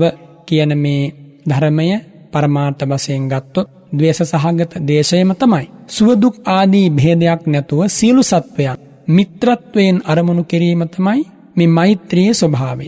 කරුණාව දුක්ඛිත සත්වයන් කෙරෙහිම තමයි උපදවන්නේ. දුක්ඛිතයන්ම තමයි කරුණා භාවනාවට අරමුණු වෙන්නේ. මේ කාරණයෙන් මෛත්‍රිය සහ කරුණාවේ ඇති වෙනස හඳුනා ගන්නට පුළුවන්. මේ කරුණා භාවනාව වඩන සෑම සිතකම මේ මෛත්‍රිය පහළ වෙනවා. මෛත්‍රිය නම් වූ චෛතසික ධර්මයේ පහළ වෙනවා. හැබැයි කරුණාව වඩද්දී මෛත්‍රිය නම් වූ නැත්තම් අව්‍යාපාදේ නම් වූ චෛතසිකේ නෙමෙයි බලවත් වෙන්නේ කරුණාව නම් වූ චෛතසිකය. හැබැයි අව්‍යාපාදේ හෙවත් මෛත්‍රිය නම් වූ චෛතසිකය බලවත් වීම කරුණාව නම් වූ චෛතසිකයේ බලවත් වීමට හේතුවක්. වෙනත් විදියකින් කිව්වොත් මේ කරුණාවත් මෛත්‍රියත් යුගනන්දව වැඩෙමින් කරුණාව බලවත් වන ආකාරයෙන් සිත හසුරුවනකොට ආන්නය කරුණා භාවනාව බවට පත් වෙනවා. කරුණාව ප්‍රකාශ කරන නැත්නම් කරුණාව පිළිබඳව අදහසක් හිතට ගත හැකි බොහෝ වචන තියෙනවා. බොහෝ විතර්කයන් තියෙනවා. ඒ අතරින් නිදුක් වේවා, නිරෝගී වේවා, සුවපත් වේවා, දුකින් මිදේවා කියන මෙන්න මේ පද 4 කරුණාව වඩන කෙනෙකුට බොහෝම ප්‍රමාණවත්. නැවත මා කියන්නම් නිදුක් වේවා, නිරෝගී වේවා, සුවපත් වේවා, දුකින් මිදේවා. ඔබට මේවා වැටහෙනවා. නිදුක් වීම කියන්නේ කුමක්ද? නිරෝගී වීම කියන්නේ කුමක්ද? ඒ දෙක නිසාම සුවපත් වීම කියන්නේ කුමක්ද? සැබවින්ම දුකින් අත මිදීම කියන්නේ කුමක්ද? මෙන්න මේ කාරණා හොඳට සිතට අරගෙනයි මේ කරුණා භාවනාව ඉදිරියට ප්‍රගුණ කරන්නේ. මුලින් කිව්වා වගේ දුකටපත් වෙච්ච පුද්ගලයෙක් දැකලා හෝ එබන්දෙක් ගැන අහලා හෝ හදවතේ උපන් කරුණා ගුණය භාවනා වශයෙන් දියුණු කරන්නට බලාපොරොත්තු වන කෙනා මෛත්‍රී භාවනාව සම්බන්ධයෙන් කිව්වා වගේ මුලින් සීලය සම්පාදනය කරලා විවේක ස්ථානයක වාඩි වෙලා හෝ හිටගෙන හෝ කෙබඳු ඉරියව්වකින් හිටියත් මේ කරුණා භාවනාවට බ්‍රහ්ම විහාර භාවනාවලට ඒක ප්‍රශ්නයක් වන්නේ නැහැ. වඩාත් හොඳයි පළමු කොට පුහුණු වෙද්දී සුදුසු ආසනයක වාඩි වෙලා ගත නිසල්මන්ව තබාගෙන ඒ අරමුණට හිත ඇතුලේ වැඩෙන්නට ඉඩ දීලා කටයුතු කිරීම. ඉතින් ඒ බඳු කාරුණික පුද්ගලයෙක් නැත්තම් කරුණාවට භාජනය වන පුද්ගලයෙක් තමා ඉදිරියේ ඉන්නව වගේ සලකාගෙන මේ භාවනාව පටන් ගන්නට ඕන. එහිදී ඒ දේ සිද්ධ වන ආකාරය පිළිබඳව අපගේ ගුරුතුමෝ ක්‍රමවේද ගණනාවකින් අපට උගන්වලා තියෙනවා. සමහර අවස්ථාවලදී අපේ ගුරුතුමෝ අපට ප්‍රකාශ කරනවා ඒ කරුණා භාවනාව මුලින් ප්‍රකට කරද්දී පුද්ගලයාගේ නම දන්නවනම් ඒ නම කියමින්ම වචනයෙන් අපි හිතමු තිස්ස කියලා. තිස්ස නිදුක් වේවා, තිස්ස නිදුක් වේවා, තිස්ස නිදුක් වේවා ආදී වශයෙන් මේ මූලික කරුණා සිටවිල්ල හිත ඇතුලේ වඩවා ගැනීම පිණිස ප්‍රයත්න ගත යුතුයි නැත්නම් කටයුතු කළ යුතුයි. ඉතින් ඒ විදිහට ඔහුගේ නම සිහි කරමින් හෝ නම් මේ ගත්ත අරමුණ හිතට අරගෙන වචනයෙන් මුලින් ප්‍රගුණ කිරීම ඉතාම හොඳයි. නිදුක් වේවා, නිදුක් වේවා, නිදුක් වේවා, නිදුක් වේවා. මේ විදිහට මේ නිදුක් වේවා කියන මේ වචනේ මේ සිතුවිල්ල බොහෝ වාර ගානක් ඒ පුද්ගලයා ආරමුණු කරගෙන වචනයෙන් කියමින් හිතින් කියමින් මේ දෙආකාරයෙන්ම හොඳට වෙලාව අරගෙන සිද්ධ කරනවා. නැත්තම් වඩනවා. ඉන් අනතුරුව නිරෝගී වේවා කියන සිතුවිල්ල අරගෙන නිරෝගී වේවා නිරෝගී වේවා නිරෝගී වේවා ඒ විදිහට 100,000 වාරයක් වචනයෙන් සිතින් මේ සිතුවිල්ල තදින්ම හිතට කාවද්දනවා. ඉන් අනතුරුව නැවත කාලයක් මේ විදිහට සිද්ධ කරලා නිදුක් වේවා නිරෝගී වේවා කියන මේ පද දෙක එකතු කරලා නැත්නම් මේ අදහස් දෙක එකතු කරලා මේ අදහස් දෙකම එකටම තම හදවත ඇතුලේ දියුණු කරනවා නැත්නම් ප්‍රගුණ කරනවා. තව කාලයක් යනකොට හොඳට ඒ සිතිවිල්ල වැඩෙනකොට නිදුක් වේවා නිරෝගී වේවා සුවපත් වේවා කියලා මේ අදහස් තුනම හිත ඇතුලේ හොඳට වඩනවා. තව ටික කාලයක් හොඳට කරගෙන ගිහිල්ලා නිදුක් වේවා නිරෝගී වේවා සුවපත් වේවා දුකින් මිදේවා කියලා මේ විදිහට භාවනා කරනවා. වචනයෙන් කියමින් ඉන් අනතුරුව සිතින් කියමින් මෙහෙම කාලයක් කරගෙන යනකොට වචනයෙන් කියන එක අවශ්‍ය වන්නේ නැහැ. හිතට මේ සිතුවිල්ල තදින් කාවද්ද ගන්නයි වචනයෙන් ප්‍රගුණ කිරීම වැදගත් වන්නේ. ඉතින් එහෙම වචනයෙන් ප්‍රගුණ කරලා කාලයක් යනකොට මේ සිතුවිල්ල කරුණා සිතුවිල්ල හොඳට තදින් කාවද්ද ගන්නවා. එහෙම කාවද්ද ගත්තාම දැන් ඔබ කරුණා භාවනාව සඳහා තෝරාගත්තේ දුක්ඛිත කෙනෙක් නම් අන්තසරණයෙක් නම් ඔහු පිළිබඳවයි මේ විදිහට කරුණාව වඩන්නේ. එහෙම කරුණාව වඩද්දී ඔබේ හදවතේ ඔබට වැටහෙනවා කරුණාව වැඩෙනවා නම් ඔබට තේරෙනවා දැන් මේ පුද්ගලයා පිළිබඳව සැබෑ කරුණාවක් මා හදවතේ ඇති වෙනවා කියලා. එහෙම ඇති වුණා කියලා. අන්නේ අවස්ථාවටපත් වුණාට පස්සේ ඔබ ක්‍රමානුකූලව ප්‍රිය පුද්ගලයෙකු තෝරාගෙන ඔහු පිළිබඳව කරුණාව වඩනවා. ඉන් අනතුරුව මධ්‍යස්ථ පුද්ගලයෙක් තෝරාගෙන ඉන් අනතුරුව ඔබට යම් අහිතවත් කෙනෙක් වේ නම් ඔහුත් තෝරාගෙන අර මෛත්‍රී භාවනාවට කියපු ආකාරයෙන්ම ක්‍රමානුකූලව මේ මෛත්‍රිය හොඳට වඩමින් සීමා සම්භේදය කියලා මෛත්‍රී භාවනාවේ හැඳින්වූ ඒ අවස්ථාව දක්වාම මේ කරුණා භාවනාව ක්‍රමානුකූලව දියුණු කරනවා. ඉතින් කෙනෙකුට ඒ බඳු සතුරන් නැත්තම් අහිතවතුන් අරමුණු කරන්නට නැත්නම් විශේෂයෙන් හිත අරමුණු කරන්නට අවශ්‍ය නැහැ. මේ පිළිවෙල කියන්නේ ඕනෑම කෙනෙකුට ආරම්භයේ පටන් මේ භාවනාව ඊටා නිවැරදිව කරගෙන යාම පිණිසයි. කෙනෙකුට හිතන්නට පුළුවන් සියලු සත්වයෝ නිදුක් වෙත්වා සියලු සත්වයෝ නිදුක් වෙත්වා සියලු සත්වයෝ නිදුක් වෙත්වා මෙන්න මේ සිතවිල්ල ආරම්භයේම කෙනෙකුට උපදවන්න පුළුවන් නම් ඒ ඔස්සේ අර්පණාව දක්වා නැත්තම් ධානය දක්වා නැත්තම් සමාධිය දක්වා හිත වඩන්නට පුළුවන්. සංසාරේ මේ භාවනා ප්‍රගුණ කරපු අය මේ අවස්ථාව තා පහසුවෙන් උපදවා ගන්නට පුළුවන්. බුදුරජාණන් වහන්සේ ගැන අසීමිත ශ්‍රද්ධාවක් හදවතේ තියෙන පිරිසුදු සීලයක් ජීවිතයේ තියෙන මේකේ පොදේ ආදරයෙන් ගෞරවයෙන් විතර්ක කරන්නේ නැතිව මේක හරියයිද මේක වරදිද ආදී වශයෙන් එහෙම විතර්ක කරන්නේ නැතුව මෙන්න මේ ආකාරයෙන් මුලපටන් මේ කාරුණික සිතවිල්ල කරුණා සිතවිල්ල හොඳට ප්‍රගුණ කරනවා. එහෙම ප්‍රගුණ කරගෙන යද්දී මේ පුද්ගලයාට පුළුවන් මෛත්‍රී භාවනාවේ කිව්වා වගේ මම නිදුක් වෙම්වා නිරෝගී වෙම්වා සුවපත් වෙම්වා දුකින් මිදෙම්වා මම නිදුක් වෙමි නිරෝගී වෙමි සුවපත් වෙමි දුකින් මිදෙමි කියලා මෙහෙම භාවනා කරන්න පුළුවන්. එහෙම කැමැති තාක් කාලයක් මේ විදියට හිත වඩලා ඉන්න අනතුරුව ක්‍රමානුකූලව අර මා ඔබට මුලින් කියපු දුක්ඛිත පුද්ගලයා ආරමුණු කරගෙන හොඳට කරුණාව වඩලා ඉන්න අනතුරුව හිතවතා ඉන්න අනතුරුව මධ්‍යස්ථ පුද්ගලයා ඉන්න අනතුරුව අහිතවන්තෙක් වේනම් ඔහු ආදී වශයෙන් මේ පුද්ගල කොටස් සම්බන්ධයෙන් වෙන්වෙන් වශයෙන් හොඳට හිත හුරු කරලා මේ ක්‍රමයෙන් ඔබ කරුණා භාවනාව ඉදිරියට දියුණු කළ යුතුයි. කරුණා භාවනාවෙන් උපචාර අර්පණා සමාපatti උපදවා ගැනීමට බලාපොරොත්තු වෙනවා නම් මේ විදිහට කරුණාව වැඩිවීමෙන් පසු තමා ඒ වගේම දුක්ඛිත වූ ඒ පුද්ගලයා ඊළඟට හිතවතා මධ්‍යස්ථයා අහිතවන්තයා කියන මේ සියලු පුද්ගල කොටස් වෙනසක් නැතිව අරමුණු කරමින් ඒ කරුණාව පතුරවන්නට කරුණාව වඩන්නට කරුණා චිත්තෝත්පාදය ඇති කරන්නට ඔබට හැකියාව ලැබෙනවා නම් අන්නේ අවස්ථාවට තමයි සීමා සම්භේදය කියලා පෙන්වා දෙන්නේ. මේ අවස්ථාව පසු කිරීමෙන් අනතුරුව ඔබට මේ කරුණා භාවනාව වඩාත් හොඳින් කරගෙන යන්නට පුළුවන්. ඒ විදිහට ප්‍රගුණ වුණාට පස්සේ සියලු සත්වයෝ අරමුණු කරගෙන දිසා වශයෙන් වේවා එහෙම නැත්නම් යම් ප්‍රදේශයක වෙසෙන සත්වයෝ වේවා සියලු සත්වයෝ අරමුණු කරගෙන සියලු සත්වයෝ නිදුක් වෙත්වා නිරෝගී වෙත්වා සුවපත් වෙත්වා, දුකින් මිදෙත්වා කියලා නිරන්තරයෙන් භාවනා කරනවා.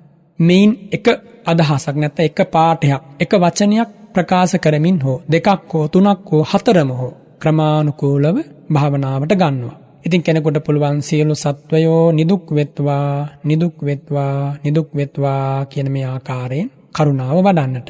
මේ විදිහට කරුණාව වැඩිමෙන් පසු අවස්ථාව යාට ලැබෙනවා උපචාර සමාධිය, අර්පණා සමාධිය දක්වාම හිත දියුණු කරන්න මෛත්‍රී භාවනාවේදී හඳුන්වා දුන්නා වගේ ඒ භාවනාව ඕදිසෝ පරණ වශයෙන් හෝ අනෝදිසෝ පරණ වශයෙන් හෝ දිසා වශයෙන් හෝ පතුරවන්නට පුළුවන්. ඉතින් මේ කරුණාව ඒ විදිහට පතුරවනකොට එක කරුණා භාවනාවක්, කරුණා චේතෝ විමුක්තියක්, කරුණා ධානයක් බවට පත්වෙන අවස්ථාවට එනවා. ඉතින් මේ කරුණා භාවනාවේදී හොඳට ප්‍රගුණ කරපු ශ්‍රාවකයාට පුළුවන් තමන්ගේ අභිමත ආකාරයෙන් මේ කරුණා භාවනාවට සත්වයන් බඳුන් කරගන්නට. ඒ කියන්නේ මේ ලෝකේ ඉන්න සියල්ලෝම අනුකම්පා කළ යුතු පුද්ගලයෝ. අපි හිතමුකෝ පස්පව් කරන ඇත්තෝ, දස අකුසල් කරන ඇත්තෝ, වැරදි වැඩ කරන ඇත්තෝ ඉන්නවනම් ඒ ඇත්තෝ පවා අනුකම්පාව කරුණාව ලැබිය යුත්තෝ. ඉතින් මේ හැම කෙනෙක්ම අවසානයේ අරමුණු කරගෙන යාට පුද්ගල කොටස් වශයෙන් වේවා, දිසා වශයෙන් වේවා මේ කරුණා භාවනාව හොඳට ප්‍රගුණ කරන්න පුළුවන්. අපට පුළුවන්කම ලැබෙනවා මේ විදිහට කරුණාව දියුණු වෙනකොට ඕනෑම කෙනෙක් සම්බන්ධයෙන්. අපි හිතමුකෝ වැරදි කරන කෙනෙක්, අපි හිතමුකෝ ප්‍රාණඝාතය කරන කෙනෙක්. අනේ මේ සත්වයෝ ප්‍රාණඝාතයෙන් අත මිදෙත්වා. එහෙම හිතුව කරුණාවක්මයි එතන වැඩෙන්නේ. ප්‍රාණඝාතයෙන් වළකීවා, හිංසාවෙන් වළකීවා, කරුණාවන්තයෙක් වේවා, කරුණාවන්තයෙක් වේවා, සොරකමින් වළකීවා, සියලු පාපයෙන් අත මිදේවා, සුවපත් වේවා. මේ විදිහට මේ කරුණාව වඩන්නට පුළුවන්. කැමැති ආකාරයෙන් කරුණාවේ අනුහස විඳිමින්, කරුණාවෙන් භරිත හදවතක ඇති සුවපත් භාවය ප්‍රත්‍යක්ෂ කරගනිමින් මේ කරුණා භාවනාව කරනකොට කරුණා භාවනාව තුළ පංච නීවරණයන් සංසිඳෙනවා. පංච නීවරණයන් සංසිඳිලා උපචාර අර්පණා සමාධීන්ගෙන් හිත සමාධිමත් වෙනවා. අන්නේ සමාධිය පාදක කරගෙන ඉන්න අනුතුරු ඔහුට පුළුවන් කුමක්ද?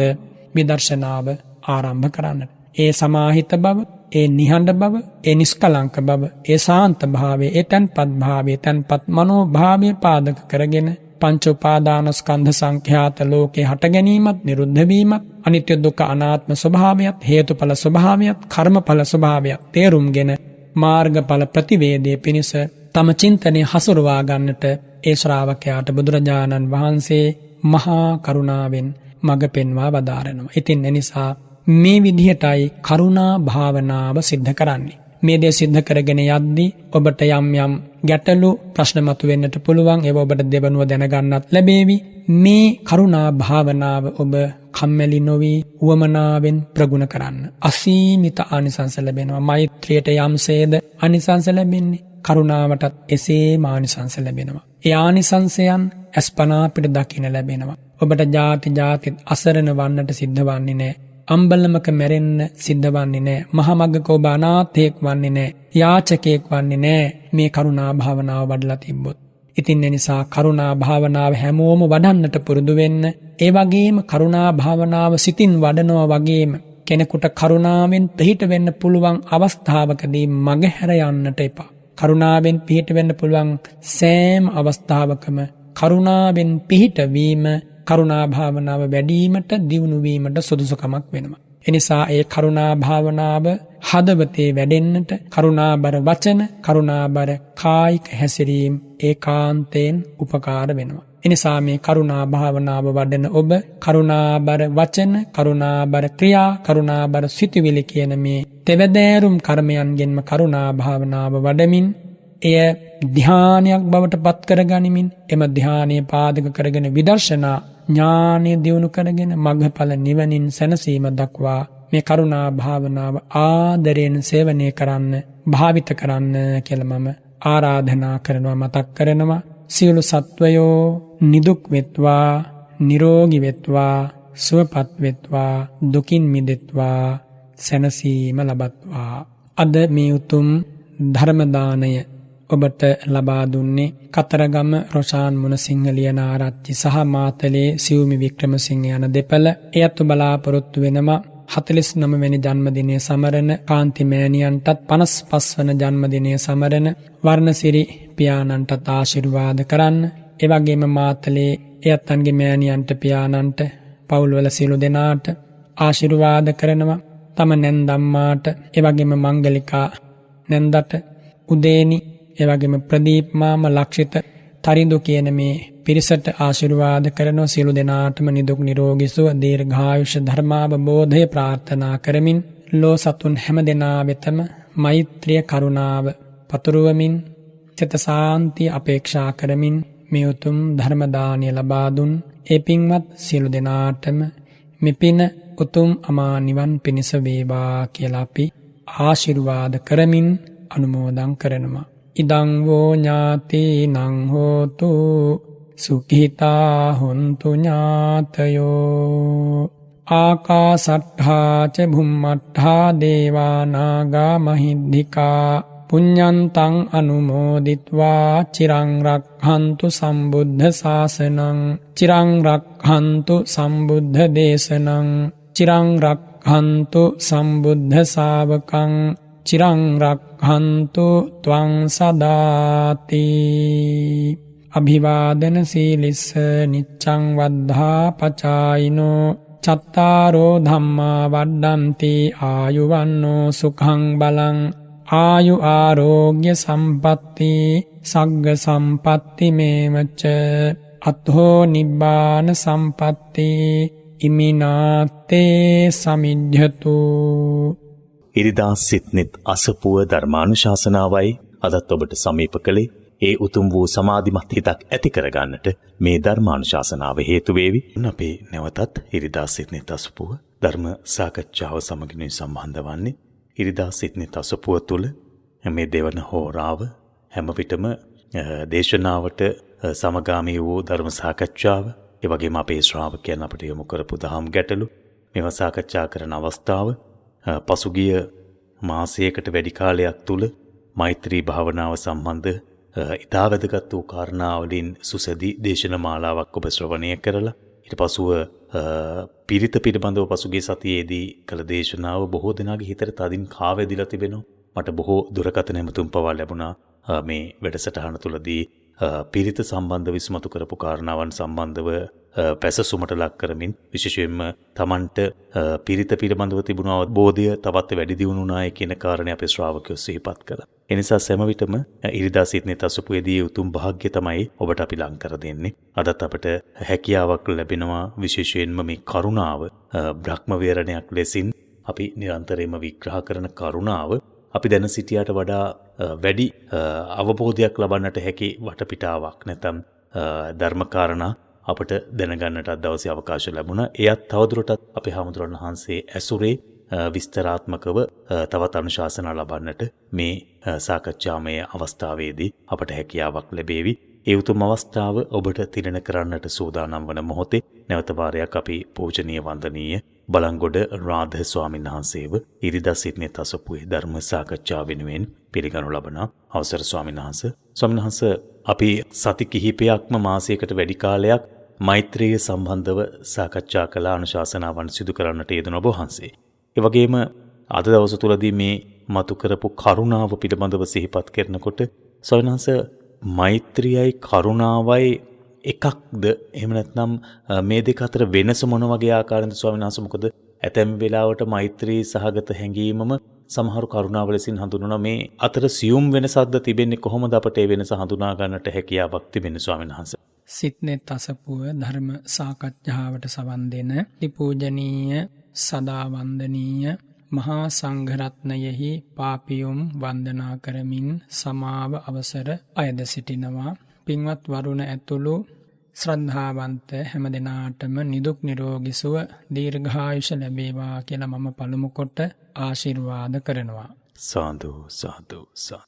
වරුණ ඒ ආශිර්වාදයේ තුල කරුණාවත් මෛත්‍රියත් ගැබ් වෙලා තියෙනවා. එතකොට ඔබට වැටහෙනවා කරුණාව කියන්නේ කෙබඳු ධර්මයක්ද කියලා. පරදුක්ඛේ හදයන් කම්පතිති කරුණා. අන් අයගේ දුකෙහිදී හදවත උණුවන ස්වභාවයයි කරුණාව කියන්නේ. හැබැයි ශෝක කරන, වැළපෙන, ඔවුන් අනුව දුක්වන ස්වභාවය නෙවෙයි. වරුණ. එතකොට කරුණාව සහ මෛත්‍රිය දෙකක්ද කියලා වරුණ ඇහුවනේ. කරුණාවට අරමුණ දුක් හිත සත්වයන්. මෛත්‍රියට අරමුණ සියලු සත්. ඒ කියන්නේ දුක් හිතද සුඛ හිතද නෙමෙයි සියලු සත්වයන් මෛත්‍රියට අරමුණු වෙනවා. කරුණාවට අරමුණු වෙන්නේ දුක් හිත සත්වයන් පමණයි කරුණාව භාවනාව තුළ අරමුණු කරන්නේ. ඒ වගේම වරුණ කරුණාව කියන්නේ වෙනම චෛතසික ධර්මයක්, මෙත්තා කියන්නේ වෙනම චෛතසික ධර්මයක්. එතකොට වරුණ කරුණාවෙන් තොරව මෛත්‍රිය පහළ වෙන්නට පුළුවන්. හැබැයි මෛත්‍රියෙන් තොරව කරුණාව පහළවන්නේ නැහැ. පැහැදිලි නේද වරුණ? එහෙමයි. කරුණාව කියන ස්වභාවය පහළ වෙන්නේ මෛත්‍රියත් සමගමයි. ඒ වගේම මෛත්‍රිය කියන මේ මෙත් වඩද්දී කරුණාව කියන චෛතසිකය නොයේදී මෛත්‍රිය නැත්තම් අද්වේෂය, අව්‍යාපාදයේ කියන ඒ චෛතසික ස්වභාවය වැඩිම වශයෙන් මෛත්‍රිය වඩන්නට පුළුවන්. ඕක තමයි වරුණ කරුණාවේ මෛත්‍රියේ තියෙන වෙනස. ඒ වගේම මෛත්‍රිය වරුණ වඩපු කෙනෙකුට තමයි කරුණාව වඩන්නට පුළුවන්. එනිසා මෛත්‍රී භාවනාව හොඳට ප්‍රගුණ වෙච්ච කෙනාට ඊළඟට අවතීර්ණ විය යුතු తත්වය තමයි කරුණා භාවනාව වැඩිීමේ ඒ ස්වභාවය වරුණ. එහෙමයි සයන්ස. සයන්ස එතකොට දැන් අපිට ඇත්තටම දැන් ඔබ වහන්සේ සිහිපත් කළ ආකාරයටම අසරණ කෙනෙක් දුටුවාම තමයි කරුණාවක් පහළ වෙන්නේ, මතුවෙන්නේ හිතේ. එතකොට අපේ හැමදෙරනේ අපේ අසරණද නැද්දාදී කොටගෙන එහෙම මේ කරුණාවට හේතු බලපාලද කරුණාව ඇති වෙන්නේ. දැන් සාමාන්‍යයෙන් අපේ හිතේ ඒ යම් කෙනෙක්ගේ අසරණ භාවයත් එක්ක ඇති වෙන්නේ වැඩි වශයෙන්ම ශෝකය. එතන එතකොට ඒ කරුණාව විසින් ශෝකය මතුවෙන්න ඉඩකඩ තියෙන නිසා ඒක එතකොට කරුණාව නොවෙන්නත් පුළුවන් නේ සවනහස. අපේ සිත් තුළ මතුවෙන. ඔව් වරුණ කරුණාවට ළඟම ඉන්න සතුරා තමයි ඔය කියන ශෝකය. ශෝකය කියන ධර්ම ස්වභාවය පහළවන්නේ වරුණ හැම වෙලාවකම ව්‍යාපාදයක් සහිත සිතක, දේශයක් සහිත සිතක. ශෝකය කියන්නේම ද්වේෂය කියලා කියන්න පුළුවන් එක පැත්තකින්. එතකොට ඒ බඳු සිතක වරුණ කරුණාවක් පහළවන්නේ. කරුණාව කියන ස්වභාවය දැන් මෙහෙම හිතන්නකෝ. දැන් කවුරුන් හෝ අපි හිතමුකෝ වෛද්‍යවරයෙකු ළඟට ඊටාම අසරණ භාවයටපත් වෙච්ච දැඩි ගිලන් භාවයෙන් පෙළෙන හදිසියේ වැටිලා අත්පාතු වාල වෙලා සිඳිලා බිඳිලා කෙනෙක් අරගෙන එනවා. ඒ පුද්ගලයා අඬනවා, කෑ ගහනවා, මරලතෝනි තබනවා. හැබැයි වෛද්‍යවරයා ඒ පුද්ගලයා අඬද්දි කිසිසේත්ම සැලෙන්නේ නැහැ. වෛද්‍යවරයා බලන්නේ නුවණින් කොහොමද මෙයාට ඉක්මනින්ම ප්‍රතිකාර කරන්නේ. ලබා දිය යුතු පළමු ප්‍රතිකාරය කොමක්ද? මොහු ජීවත් කරවීම පිණිස.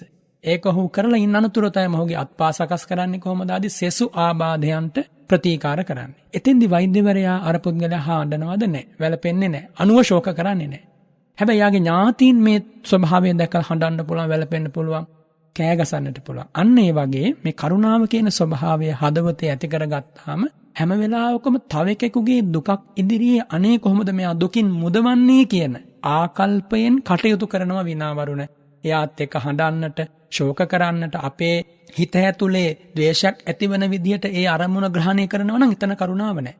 බොහෝ දෙනා අඬන්නේ වරුණ ඒ ආරම්මණය Tamanට දරන්න බැරි භාවය නිසා. ඒ අරමුණට කැමති නේ ආරම්මණයට ගැටෙනවා. එතකොට ඒ තුල කඳුළු වෙනවා, වැළපෙනවා, හඬනවා. එතන කරුණාවක් නැහැ. එනිසා සමාජය තුල යම් පුද්ගලයන් අතර අදහසක් තියෙනවා අපි ඒ වගේ දුකක් ඉදිරියේ හැඬුවේ නැත්නම්, කඳුළු සැලුවේ නැත්නම් මෙයාගේ කිසිම හිතක් උණු වෙන්නේ නැහැ නේ කියලා. හැඬුවේ නැත්නම්, වැළපුන්නේ නැත්නම් අම්මා මැරිලවත් අඬන්නේ නැහැ නේ. තාත්තා මැරිලවත් අඬන්නේ. මේ මිනිස්සුගේ කිසිම හිතවල කරුණාවක් නැහැ නේ. එහෙමනේ කියන්නේ. කිතිම තෙත ගතියක් නැහැ නේ හිතවල. එහෙමත් කියනවනේ බොහෝ දෙනා. ඒක ඉඳුරාම වැරදි වරුණ. මහා බෝසතාණන් වහන්සේදා තම පුත්‍ර රත්නය සර්පයෙකු දෂ්ට කරපු වෙලාවේ හැඬුවද? හැඬුවේ නැහැ, වැළපුණේ නැහැ, ශෝක කළේ නැහැ. භාග්‍යවතුන් වහන්සේට තමයි වරුණ කරුණාවේ උපරිම. ඒ කරුණාව හඳුන්වනවා මහා කරුණාව කියලා. ඒක සමාපත්තියක්, මහා කරුණා සමවත්. එතකොට තථාගතයන් වහන්සේ බලනවා ලෝකයේ දෙස බලලා. තථාගතයන් වහන්සේ ලෝ සතුන්ට පිහිට වෙන පුළුවන් හැම ආකාරයකින්ම පිහිට වෙනවා. අන්න කරුණාව. එතකොට අපේ හිතවල කරුණාවක් තියෙනවා නම් වරුණේ කරුණාවෙන් අපි කුමක්ද කළ යුත්තේ? අම්මගේ තාත්තගේ හිතවල කරුණාවක් තියෙනවා නම් දරුවන් හඬද්දි වැළපෙද්දි නොයෙක් කාරණාවලට පුද්ගලයන් සමග ද්වේෂය ඇති කරගෙන තියෙද්දි රාගයෙන් මුසපත් වෙලා ඉඳද්දි ඒ මනෝභාවයට අපිත් රුකුල් දීලා ඒ අකුසලයන් ඔවුන් තුල තවත් අභිවර්ධනය කරන්නට කටයුතු කරන එක කරුණාව නෙවෙයි. එහෙනම් ඔවුන්ම කායික වශයෙන්ුත් මානසික වශයෙන්ුත් අනතුරෙන් මුදවා ගැනීම, විපතෙන් මුදවා ගැනීම පිණිස කටයුතු කිරීමයි කරුණාව. එනිසා කරුණාව කියන මේ ධර්ම ස්වභාවය වරුණ අපේ ජීවිතවලට ඉඳුරාම අවශ්‍යයි.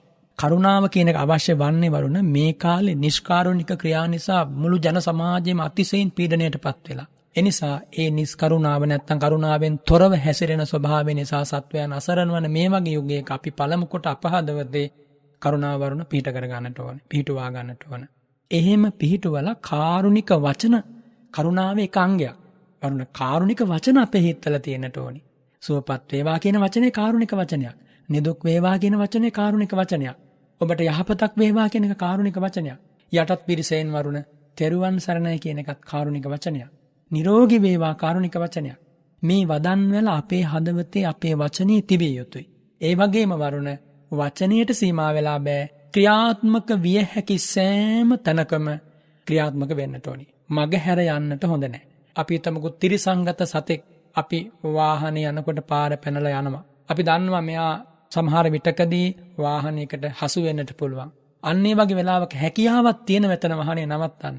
නවත්තලා ඒ සතාව පාරෙන් ඉවත් කරන්නට තරම් අපි ළඟ නුවණ සහ ඒ කාරුණික කාය කර්මයේ තිබිය යුතුයි. හැබැයි වරුණ හැම වෙලාවකම මේ කරුණාව ක්‍රියාත්මක වෙද්දී ප්‍රඥාවෙන් ඒකට රුකුල් ලැබෙන්නත් ඕන. දැන් හිතමුකෝ වරුණ කවුරු හරි කෙනෙක් අපි හිතමුකෝ දැන් ඔන්න දරුවෙක් හරි එහෙම නැත්නම් කවුරුන් හරි කෙනෙක් අපි පිරිසක් එක්ක ගඟකට හෝ දොළ පහරකට හෝ ජල ස්නානය කරන්නට යනවා. ගියාට පස්සේ අපිත් එක්ක ගියපු යහළුවෙක් මේ ගඟට වැටෙනවා. වැටුණාට පස්සේ මෙයා ගසාගෙන යනවා වරුණ. ගසාගෙන යද්දි එතන කෙනෙක් ඉන්නවා එයාට පීනන්න බෑ.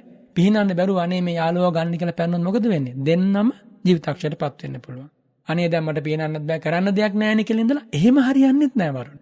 එහෙම හිටියොත් මොකද වෙන්නේ? එයා එහෙනම් ඥානියෙන් කටයුතු කරගෙන ඊට පස්සේ බලන්නට ඕනි කෑකෝ ගාලා හරි ළඟ ඉන්න කෙනෙක්ව යොමු කරගෙන හරි මෙයාව බේර ගන්නට. මෙහෙම ගසාගෙන යද්දි. මම මේ උපමාවක් කියන්නේ වරුණ.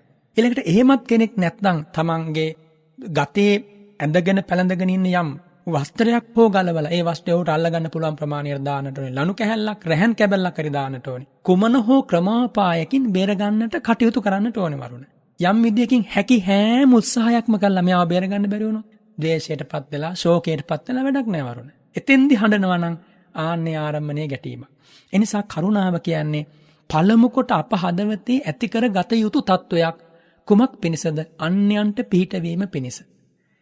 එතකොට අප හදවතේ කරුණාවක් නැතුව වරුණ ඒ කරුණාව දක්වන්නට සුදුසු හැකියාවක් අප ජීවිතේ නැතුව දැන් අර පුද්ගලයා ගඟට පැනනොත් එහෙම මොකද වෙන්නේ පේනන්න බැලුව.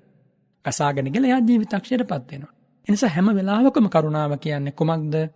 අන් අයට පිහිටවීමට අපේ ශක්තිය අපි පළමු කොට හදවතේ ඇති කර ගන්නට ඕන. අපේ භාග්‍යවතුන් වහන්සේ ඔබ දන්නවනේ ඈත සංසාරේ හිතුවේ බුද්ධෝ හං බෝධිසාමි. මම ලෝතුරා බුද්ධ රාජ්‍යයටපත් වෙනවා. බුද්ධ රාජ්‍යයටපත් වෙලා සියලු සත්වයෝ මේ උතුම් ධර්මයේ කියා දීලා සසර දුකෙන් අත මුදවනවා. ඒක තමයි තථාගතයන් වහන්සේගේ ප්‍රාර්ථනාව. පළමු කොට තමා තව කෙනෙකුට පිහිට වෙන්නට පුළුවන් තත්වයට කායික වශයෙන්, මානසික වශයෙන්, වාචසික වශයෙන් හැකියාවක් ඇති කර ගන්නට ඕනේ. ඒක කරුණා භාවනාවේ එක අංගයක් වරුණ.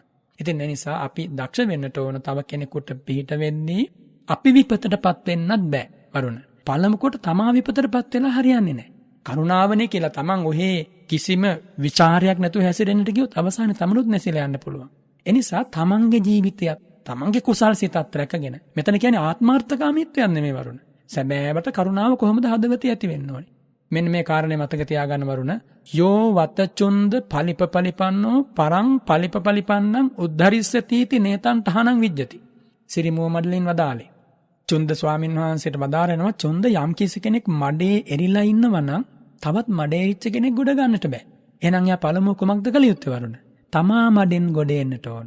දැන් තථාගතයන් වහන්සේ සංසාරයේ නම් වූ මඩගෝරුවෙන් ගොඩට වැඩියා. සංසාරයේ නම් වූ ගිනි වලින් ගොඩට වැඩම කළා. සංසාරයේ නම් වූ මහා සුලියෙන් ගොඩට වැඩම කළා. සංසාරයේ නම් වූ බිහිසුණු සාගරයෙන් තරණය කළා. සංසාරයේ නම් වූ වියරු කතර තරණය කළා. තරණය කරලා සියලු සත්වයන්ට ඒ ශාන්ත ජීවිතයේ ශ්‍රී සද්ධර්මය මෙයයි කියලා මූර්තිමත් කරලා පෙන්වනවා. දෑත දිගු කළා වගේ, ශ්‍රී හස්තය දිගු කළා වගේ වරුණ මෙන්න මාවත ඔබ පැමිණෙන්න. මෙන්න මේ මාර්ගයෙන් මම ආවේ. මේ කරුණා බුදුරජාණන් වහන්සේගේ සියලු ශ්‍රී මුඛ දේශනා කාරුණික වචී කර්ම වරුණ. මෛත්‍රිය සහගත වචී කර්ම. ඒ සම්බුද්ධ ජීවිතයේ තබපු සෑම සිරිපාදයක්ම කාරුණික කාය කර්ම. ඒ සම්බුද්ධ ජීවිතයේ යම් අතුපැලකට රජමැදුරකට වැඩියානම් වරුණ පාත්‍රය දරාගෙන ශාන්ත ඉරියව්වෙන් සුරක්තවර පංසකූලේ පොරවගෙන රන් රැස් විහිදෙන රශ්මි මාලා ශ්‍රී ශරීරයෙන් නිකුත් කරමින් ඒ සියල්ලම කාරුණික කාය කර්ම. වචී කර්ම, මනෝ කර්ම. ඉතින් වරුණ අන්නේ චරිතය තමයි කරුණාවේ මූර්තිය. ඒ කරුණාවේ මූර්තිය බුදුරජාණන් වහන්සේ. ඒ මහ කරුණාවක්. අන්න එතනින් තමයි අපි ආදර්ශ ගන්නේ. අපේ ජීවිතවලට කොහොමද අපි කරුණාව ඇති කරගන්නේ කියලා. ස්වාමීන් වහන්සේ දැන් මට මෙතනදී තව ඔබ වහන්සේගෙන් මම හිතන්නේ අනුශාසනා ලැබුවොත් වැදගත් වේවි කියලා හිතෙනවා ස්වාමීන් වහන්සේ. දැන් අපේ අන් අයගේ දුක ඉදිරියේ අපිත් කම්පා වෙනවා නිසා අපිත් කම්පා වෙලා ඒ දුක බෙදා ගන්න යනවා. අපි දුක් වෙනවා ඒත් එක්කම ඒක පහ කිරීමට වඩා හිම තත්වයක් තමයි අපි බලාපොරොත්තු වෙන අපි සිදු කරන්නේ සහ අපි හිතන්නේත් එහෙමයි. දුක බෙදා ගන්න ඕන. ඒත් එක්කම දුකේදී එයා ළඟම ඉඳගෙන ඒක තමයි යාළුකම, ඒක තමයි හිතවත්කම, ඒක තමයි ඥාතිකම. මේ කියන කාරණාව තමයි අපි හිතන්නේ ස්වාමීන් වහන්සේ. එතන ඔබ වහන්සේ දේශනාව තුළදී සිහිපත් කරන්නට යෙදුනා දැන් අන් අයගේ දුක පහ කරන්නට. එහෙම නැත්නම් අන් අයගේ දුක ඉවත් කිරීමට කටයුතු කිරීමේ වැදගත්කම කරුණාව තුලින් මතුවෙන ආකාරය. එතකොට ස්වාමීන් වහන්සේ දැන් ශෝකය ඔබ වහන්සේ සතුරෙක් විදිහට දක්වනවා. ඇයි ඒ සතුරෙක් විදිහට ශෝකය හඳුන්වන්නේ? දැන් අපේ සාමාන්‍ය සමාජය හිතන්නේ ශෝකයටපත් වෙන්නේ දුක නිසා. එතකොට මේ දෙකක් වෙන්නේ කොහොමද කියන කාරණයක් අපිට තවත් පැහැදිලි කරලා දෙන්න අපේ ස්වාමීන් වහන්සේ. වරුණ ශෝකය සහ දුක ධර්මතාවක් ඇටියට ගත්තොතින් ද්වේෂයටමයි සංග්‍රහ වෙන්නේ. ව්‍යාපාදයටමයි සංග්‍රහ වෙන්නේ.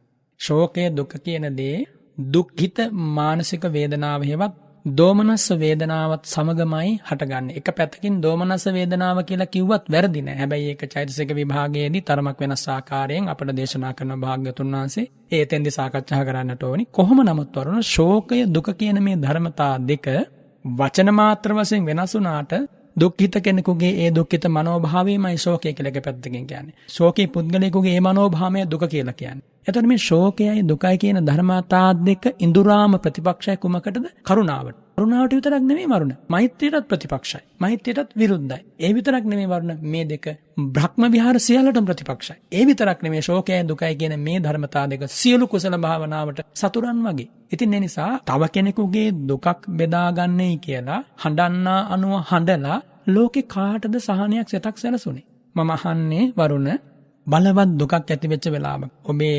සගයෙක් හෝ එහෙම නැත්නම් කවුරුන් හෝ ඔබ ළඟට ඇවිල්ලා ඇඬුවා කියලා ඔබේ දුකට ඇත්තටම උත්තරයක් ලැබෙනවද? ඒ පුද්ගලයා දෙස බැලුවට පස්සේ තවත් ඒ කඳුළු බේරෙන්නකොට ඒ කෑගසන විලාපතපන විලාසයට තවත් අපේ ඇඬීම වැඩි වෙනවානේ වරුණ.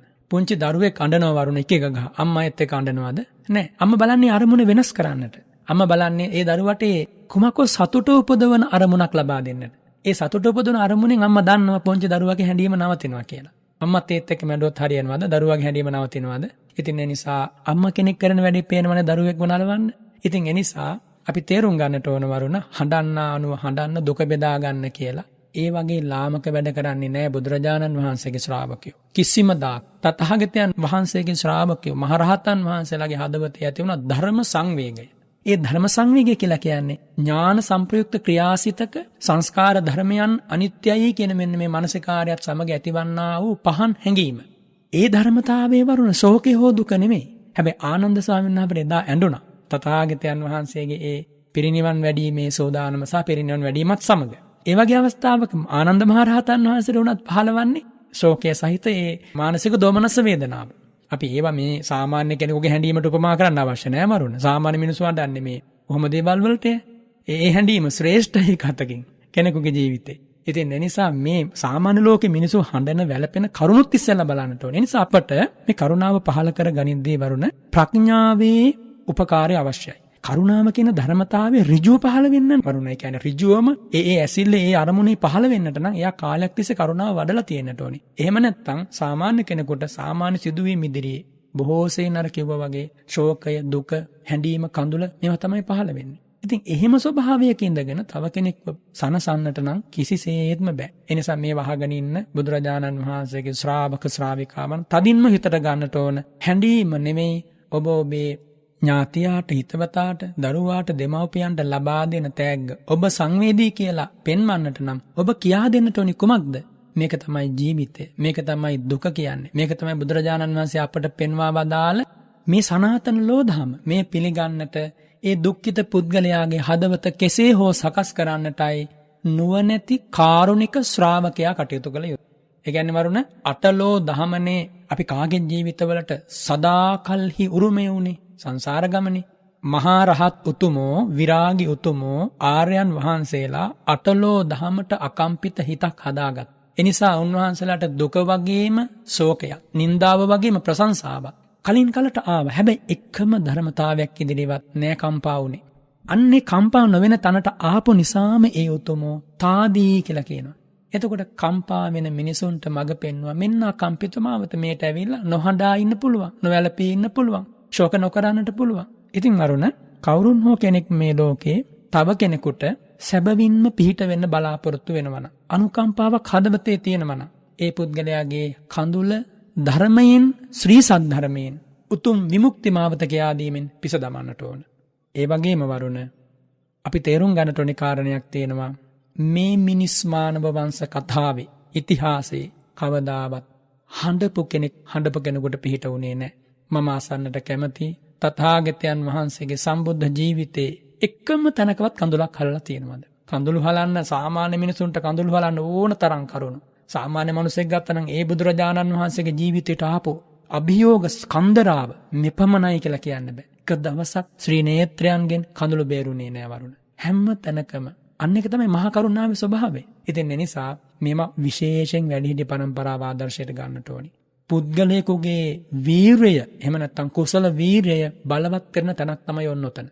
වරුණ මේක තවත් අපි කතාවට සාකච්ඡාවට භාජනය කරන්න ඕනි හේතුව තමයි දවසකට ගත්තොත් උදේ ඉඳන් නිින්දට යනකම් සාමාන්‍ය ජන සමාජයේ මිනිසුන්ට හිත වේදනා ඇති වෙන අරමුණු දහස් ගණනින් මුණ ගැහෙනවා. ඒ වගේම කොහෙන් බැලුවත් හිතවලට සැනසීමක් නැහැ. සමහර ස්වාමීන් වහන්සේලා පවා අපට කතා කරලා කියනවා අද නම් ස්වාමීන් වහන්සේ ටිකක් මනසට මහා පීඩාවක් දැනෙනවා. ඉතින් ඒ ස්වාමීන් වහන්සේගෙන් අහනකොට විමසනකොට ඇයි පීඩාවක් එන්නේ? කොතනින්ද පීඩාවක් ආවේ? අනේ ස්වාමීන් එහෙම විශේෂ කරුණක් නැහැ. නමුත් මට අද ටිකක් හිතට වේදනාවක් එනවා. ඒ විදිහට කතා කරනවා. ඉතින් එහෙම කතා කරන්නේ භික්ෂූන් වහන්සේලාට පවා එහෙම මානසික කායික පීඩාවක් නැතු වෙන්න පුළුවන් වරුණ. ඒකනේ සංසාරය කියන්නේ. ඒ නිසා අපි හැමදෙනාම දක්ෂ වෙන්නට ඕනේ කොතනින්ද මේ දුක විපත පටන් ගන්නෙ? කොතනින්ද මේ දුක ශෝකේ හටගන්නේ කියලා හේතුව හොයන්නට ඕන. හේතුව හොයලා හේතු වෙනස් කරපුව ගමන් ඒ දුක ශෝකේ නැති වෙනවා. ඒ නිසා බුදුරජාණන් වහන්සේ මේ හැම දෙයකටම හේතුව හෙව්වා. වරුණ හැම ශෝකයකටම හැම දුකකටම හේතුව මොකක්ද? වරුණට කියන්න පුළුවන් වෙන්න ඕනේ දැන්. බොහෝ කාලයක් මේ ධර්මයත් එක්ක සාකච්ඡා කළා විමසුවා. ඉපදීම සස. ජාතිය ඉපදීම. උපන් හැම කෙනෙකුටම වරුණ අඬන්න වෙනවා. කුමක් නොකළොත්ද? මේ ධර්මය අවබෝධ නොකළොත්. උපන් හැම කෙනෙක්ම අඬනවා, අඬන්න වෙනවා, අඬන්න වුණා මේ ධර්මය අවබෝධ නොකරොත්. හැබැයි දහම අවබෝධ කරගත්ත කිසි කෙනෙක් ඇඬුවේ නැ මොන දුක්ද වරුණ සමහර රහතන් වහන්සේලාට ආවේ. මට වරුණ ඔහොම කියද්දි මතක් වෙනවා භාග්‍යවත් බුදුරජාණන් වහන්සේ එක දවසක් සවැත් නුවර දෙව්රම් මහා විහාරයේ වැඩ ඉන්නකොට එක්තරා ස්වාමින් වහන්සේ කෙනෙක් පල්ලංකම් ආභුජිත්වා උජුං කායම් පනිදාය පරයන්කයක් බැඳගෙන උඩුකය කෙලින් තබාගෙන පුරාණ කම්ම විපාකචන් දුක්ඛං තිබ්බං කරං කටුකං වේදනං අදිවාසෙන්තෝ සතෝ සම්පජානෝ අවිහඤ්ඤමානෝ. පෙර කරපු කර්මයකට වරුණ බලවත් ශරීර වේදනාවක් ඇති වෙනවා. ඒ කියන්නේ බුදුරජාණන් වහන්සේගේ සිරිමුව මඩලින් දුක්ඛං තිබ්බං කරං කටුකං එහෙම දේශනා කරද්දී මේ සාමාන්‍ය ඔලුව කැක්කුමකට සාමාන්‍ය කුස්සේ කැක්කුමකට තීව්‍ර වූ කටුක වූ අතිශයින් රළු වූ පරුෂ වූ මේ වේදනාවක් ඇති වුණා කියලා. එහෙම වේදනාවක් ඒ උතුමන් වහන්සේගේ රහතන් වහන්සේට ඇති වෙන්නේ. මේ රහතන් වහන්සේ නිහඬව පරයන්කයක් බැඳගෙන මේ දුක උහුලනවා. බුදුරජාණන් වහන්සේ දැක්ක ඈතින් මේ භික්ෂුව මෙහි මහා පෙර කරපු කර්මයක මහා බලවත් වේදනාවක් මුළු ශරීරය සැතකින් පතුරු ගහනවා වගේ කෑලි කරනවා වගේ වේදනාවක් වෙන. හැබැයි ඒ ස්වාමීන් වහන්සේ සැලෙන්නේ නැහැ වරුණ. බුදුරජාණන් වහන්සේ මේ සියල්ල දැකලා සිරිමුව මඩලින් වදාරනවා සබ්බ කම්ම ජහස්ස භික්ඛුනෝ දුනමානස්ස පුරේ කතං රජං අමමස්ස හිතස්ස තාදිනෝ අත්ථෝ නත්ථි ජනං ලපතේ වේත්. මේක ඊටාම වැදගත් පණිවිඩයක් ජන සමාජයට. නැවත කර්මයක් සකස් නොවන මට්ටමට සිත සකස් කළ පෙර කරපු කුසල කර්මයන්ගේ බලපෑම එහෙම නැත්නම් ඒ කර්ම සකස් වීමට නැවත තුඩු දෙන ගතිය මුළුමනින්ම නැති කළ රහතන් වහන්සේට මගේ කියලා ගන්න දෙයක් නැති තැන ඒ දුකට වේදනාවට මිනිස්සු ළඟට ගිහිල්ලා මට මේ බෙහෙත දෙන්න අර බෙහෙත දෙන්න මම ලෙඩෙක් වෙලා ඉන්නේ මට උපකාර කරන්න එහෙම කියන්නේ නැහැ. ඒ උතුමන් වහන්සේ නිහඬ වේ දුක දරනවා. දැන් මෙහෙම හිතනකොට වරුණට හිතෙන්න පුළුවන් මෙතන අත්තිකිලමතානුയോഗයක්ද කියලා. මේ දුක ඉවසීම කියන්නේ. එහෙම එකක් නෙමෙයි වරුණ. අත්තිකිලමතානුയോഗය කියන්නේ ඕකට නෙමෙයි. අත්තකිලමතානුയോഗ කියන්නේ මිත්‍යා අදහස් වලින් යුක්තව මේ ශරීරයේ අධික ලෙස දැවීමෙන් දුකෙන් මිදෙනවා කියන ආකල්පයෙන් දුක් උහිලීම. මේ කියන්නේ දුකෙන් මිදිලා ඒ රහතන් වහන්සේ ඒ ඇතිවන වේදනාවට වෙන කරන්න දෙයක් නැහැ වරුණ. ඉතින් එනිසා අපි මේ ජීවිතේ වරන දුකක් විපතක් එද්දී අනේ මේක කරන්න දෙයක් නැහැ කර්මයනේ. එහෙම හිතලා හරියන්නේ නැහැ වරුණ. මේක කර්මය මේක මට කරන්න දෙයක් නැහැ. මට තියෙන ඉවසන එක විතරයි. එහෙම නෙවෙයි ඉවසීම ඒකාන්තයෙන් අපි විශ්ෙන් කළ යුතුයි. හැබැයි ඒ එන දුකෙන් විපතෙන් බේරෙන්නත් කටයුතු කරන්න ඕනි වරුණ. අපට දුකක් එනවා නම් පීඩාවක් එනවා නම් ඒකෙන් බේරෙන්න ධර්මානුකූලව ගත හැකි හැම උත්සාහයක්ම ගැනීම අයිතිවන්නේ ප්‍රඥාවට සහ වීරියට. එහෙම හැම උත්සාහයක්ම ගනිමින් එතනින් එහාටත් බලවත් දුක් වේදනා ඇති වෙනවා නම් මේ භෞතික ශරීරයට වේවා මේ සාමාන්‍ය ජීවිතේ වේවා ඒ හැම තැනකදීම අවසාන දේ කරන්න තියෙන්නේ වෛර කරන්න හෝ හඬන්න හෝ වැළපෙන්න හෝ නෙමේ සතෝ සම්පජානෝ සිහිය ඇතිව නුවණැතිව ඒ දේ ඉවසන්න. ඉවසීමමයි අවසාන පිළිතුර මේ ධර්ම මාර්ගයේ වරුණ. ඉතින් ඒ නිසා අපි දක්ෂ වෙන්නට ඕනේ බුදුරජාණන් වහන්සේගේ ශ්‍රාවකයෝ හැටියට පැමිණෙන අරමුණේ කලබල වෙලා කම්පා වෙලා හඬා වැළපිලා ආයෙ hina වෙන අරමුණක් ඇති වුණාට පස්සේ ඔක්කොම අමතක කරලා නටලා හූතියලා එහෙම ජීවත් වෙන්න නෙමෙයි බුදුරජාණන් වහන්සේ සරණ ගියේ. අකම්පිත මිනිස්සු වෙන්න. නොසෙල් වෙන මිනිස්සු වෙන්න. ඒ නොසෙල් වෙන මිනිස්සු මේ මහ පොළොවේ වැඩ හිටියා. අපිට වගේ මේ අත්තන්ට දුක් විපත් ආවා. එදා කොච්චරනම් මිනිසුන්ට ජීවිතවල දුක් විපත් ආවද වරුණ. ඒ හැම දෙයක්ම බුදුරජාණන් වහන්සේගේ ශ්‍රාවකයෝ දරුවා. බලන්න එදා බන්දුල මල්ලිකා අම්මා කෙනෙක්. දරුවෝ 32 දෙනෙක් ඉන්න අම්මා කෙනෙක්. එක දරුවෙක් ඉන්න අම්ම කෙනෙකුට ඒ දරුවා ගැන කොච්චර සෙනෙහසක් තියෙනවද? ඒ වගේ මේ හොඳට අතපය උස්මහත් වෙච්ච හරි දැකුම් කල රූපයක් තියෙන පිරිමි දරුවෝ 30ක් ඉන්න අම්ම කෙනෙකුට මොනතරම්නම් ආඩම්බරයක් හදවතේ තියෙනවද? ඒ පිළිබඳ මොනතරම් බැඳීමක් තියෙනවද? හැබැයි අමුමේ ඝාතනය කළා. ඒ විතරක් නෙවෙයි බන්දුල සෙන්පතිතුමා සමග මහා ජවයක් තිබ්බ කෙනෙක්. හැඬුවේ නැහැ එක කඳුලක් හැලුවේ නැහැ. ඒ හදවතේ කරුණාව නැද්ද?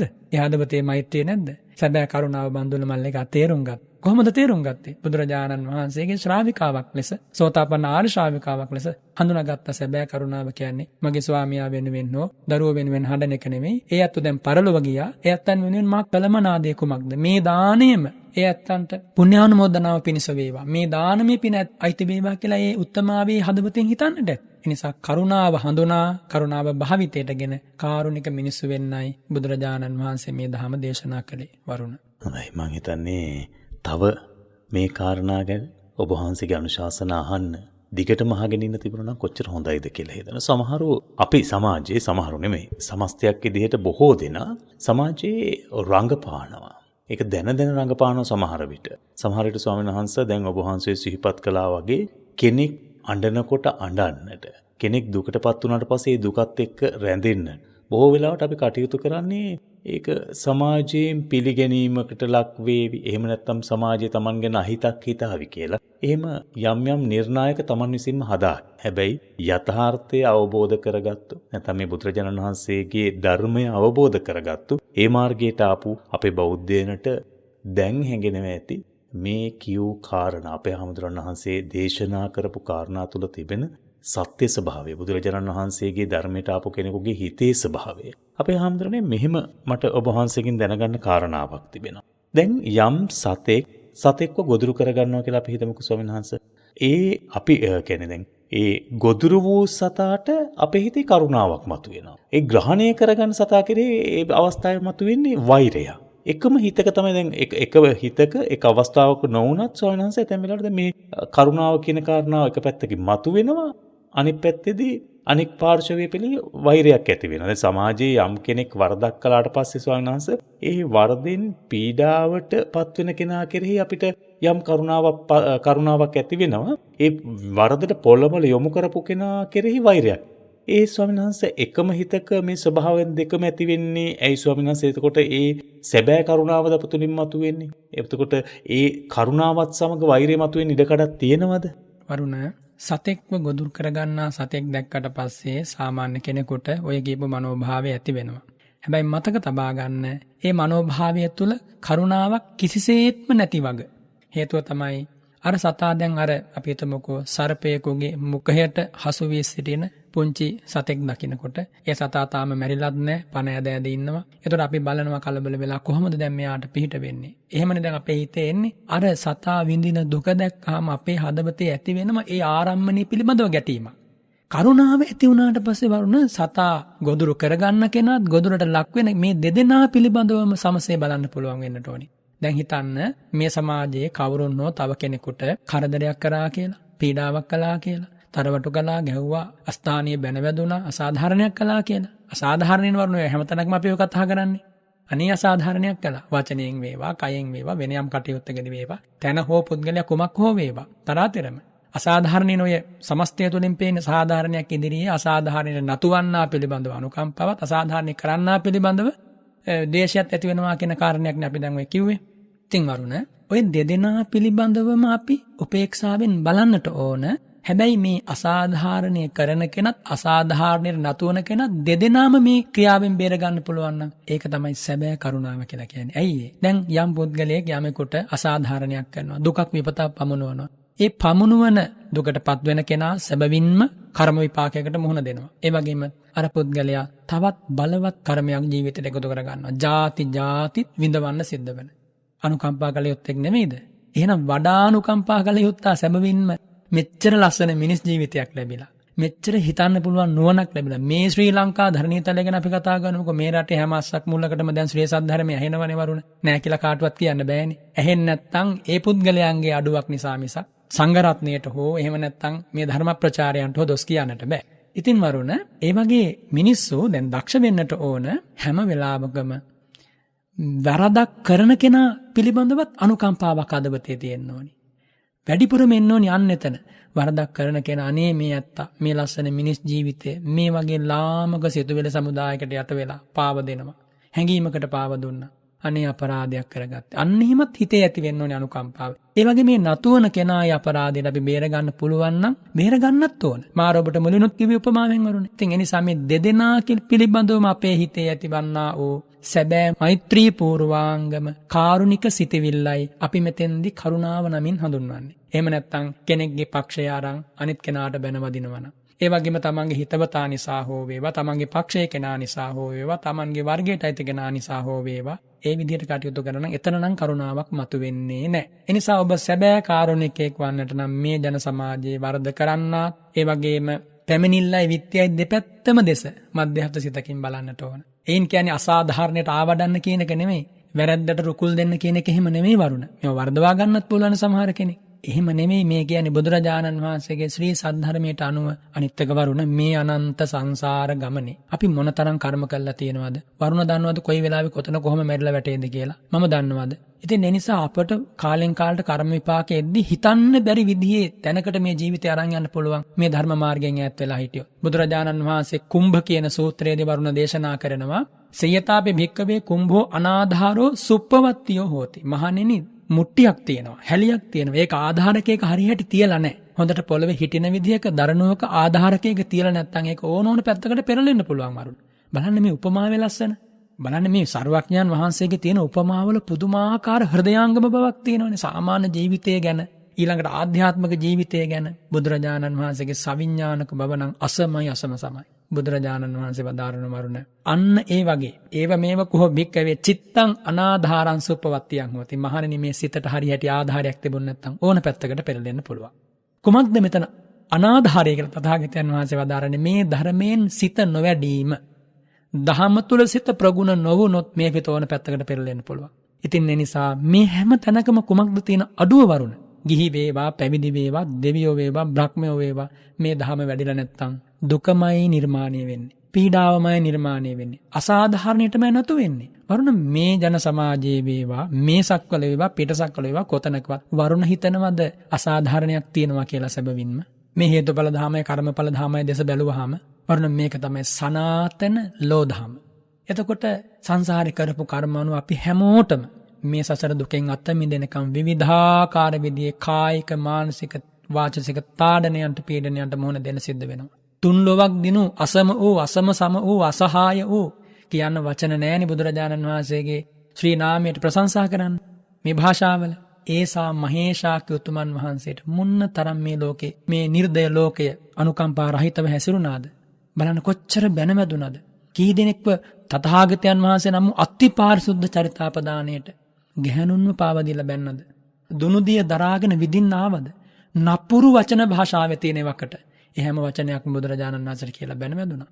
එනිසා තථාගතයන් වහන්සේගේ ඒ ශාන්ත ජීවිතයට කාටද කැලලක් ඇති කරන්න පුළුවන්. වරුණේ දා ඒ භාග්‍යවතුන් වහන්සේ ඒ වගේ දේවල් වලට මුහුණ දෙන සිද්ධ වන ඔබමාවන් සාමාන්‍ය අල්පශාක්‍ය අනුභවයක් නැති අපවන් මිනිසුන්ට මොනතරම්නම් මේ ජන සමාජයෙන් මේ සංසාර ගමනේදී විඳින්න සිද්ධ වේද දුක් විපත්. ඉතින් ඒ නිසා සැබවින් මෙහෙම බැලුවොත් අසාධාරණයක් නෑ. සබ්බම් පරවසං දුක්ඛං සබ්බං ඉස්සරියං සුඛං සාධාරණේ වියඤ්ඤන්ති යෝගහයි දුරතික්කම. ඔක තමයි ඔකට ලබා දෙන්න තියෙන බුදුරජාණන් වහන්සේගේ ශ්‍රී මුඛ දේශනාව. මේ ලෝකේ අන් අයගේ වසඟේ තියෙන සියල්ල දුකයි. මොකක්ද වරුණ අන් අයගේ වසඟේ තියෙන්නේ?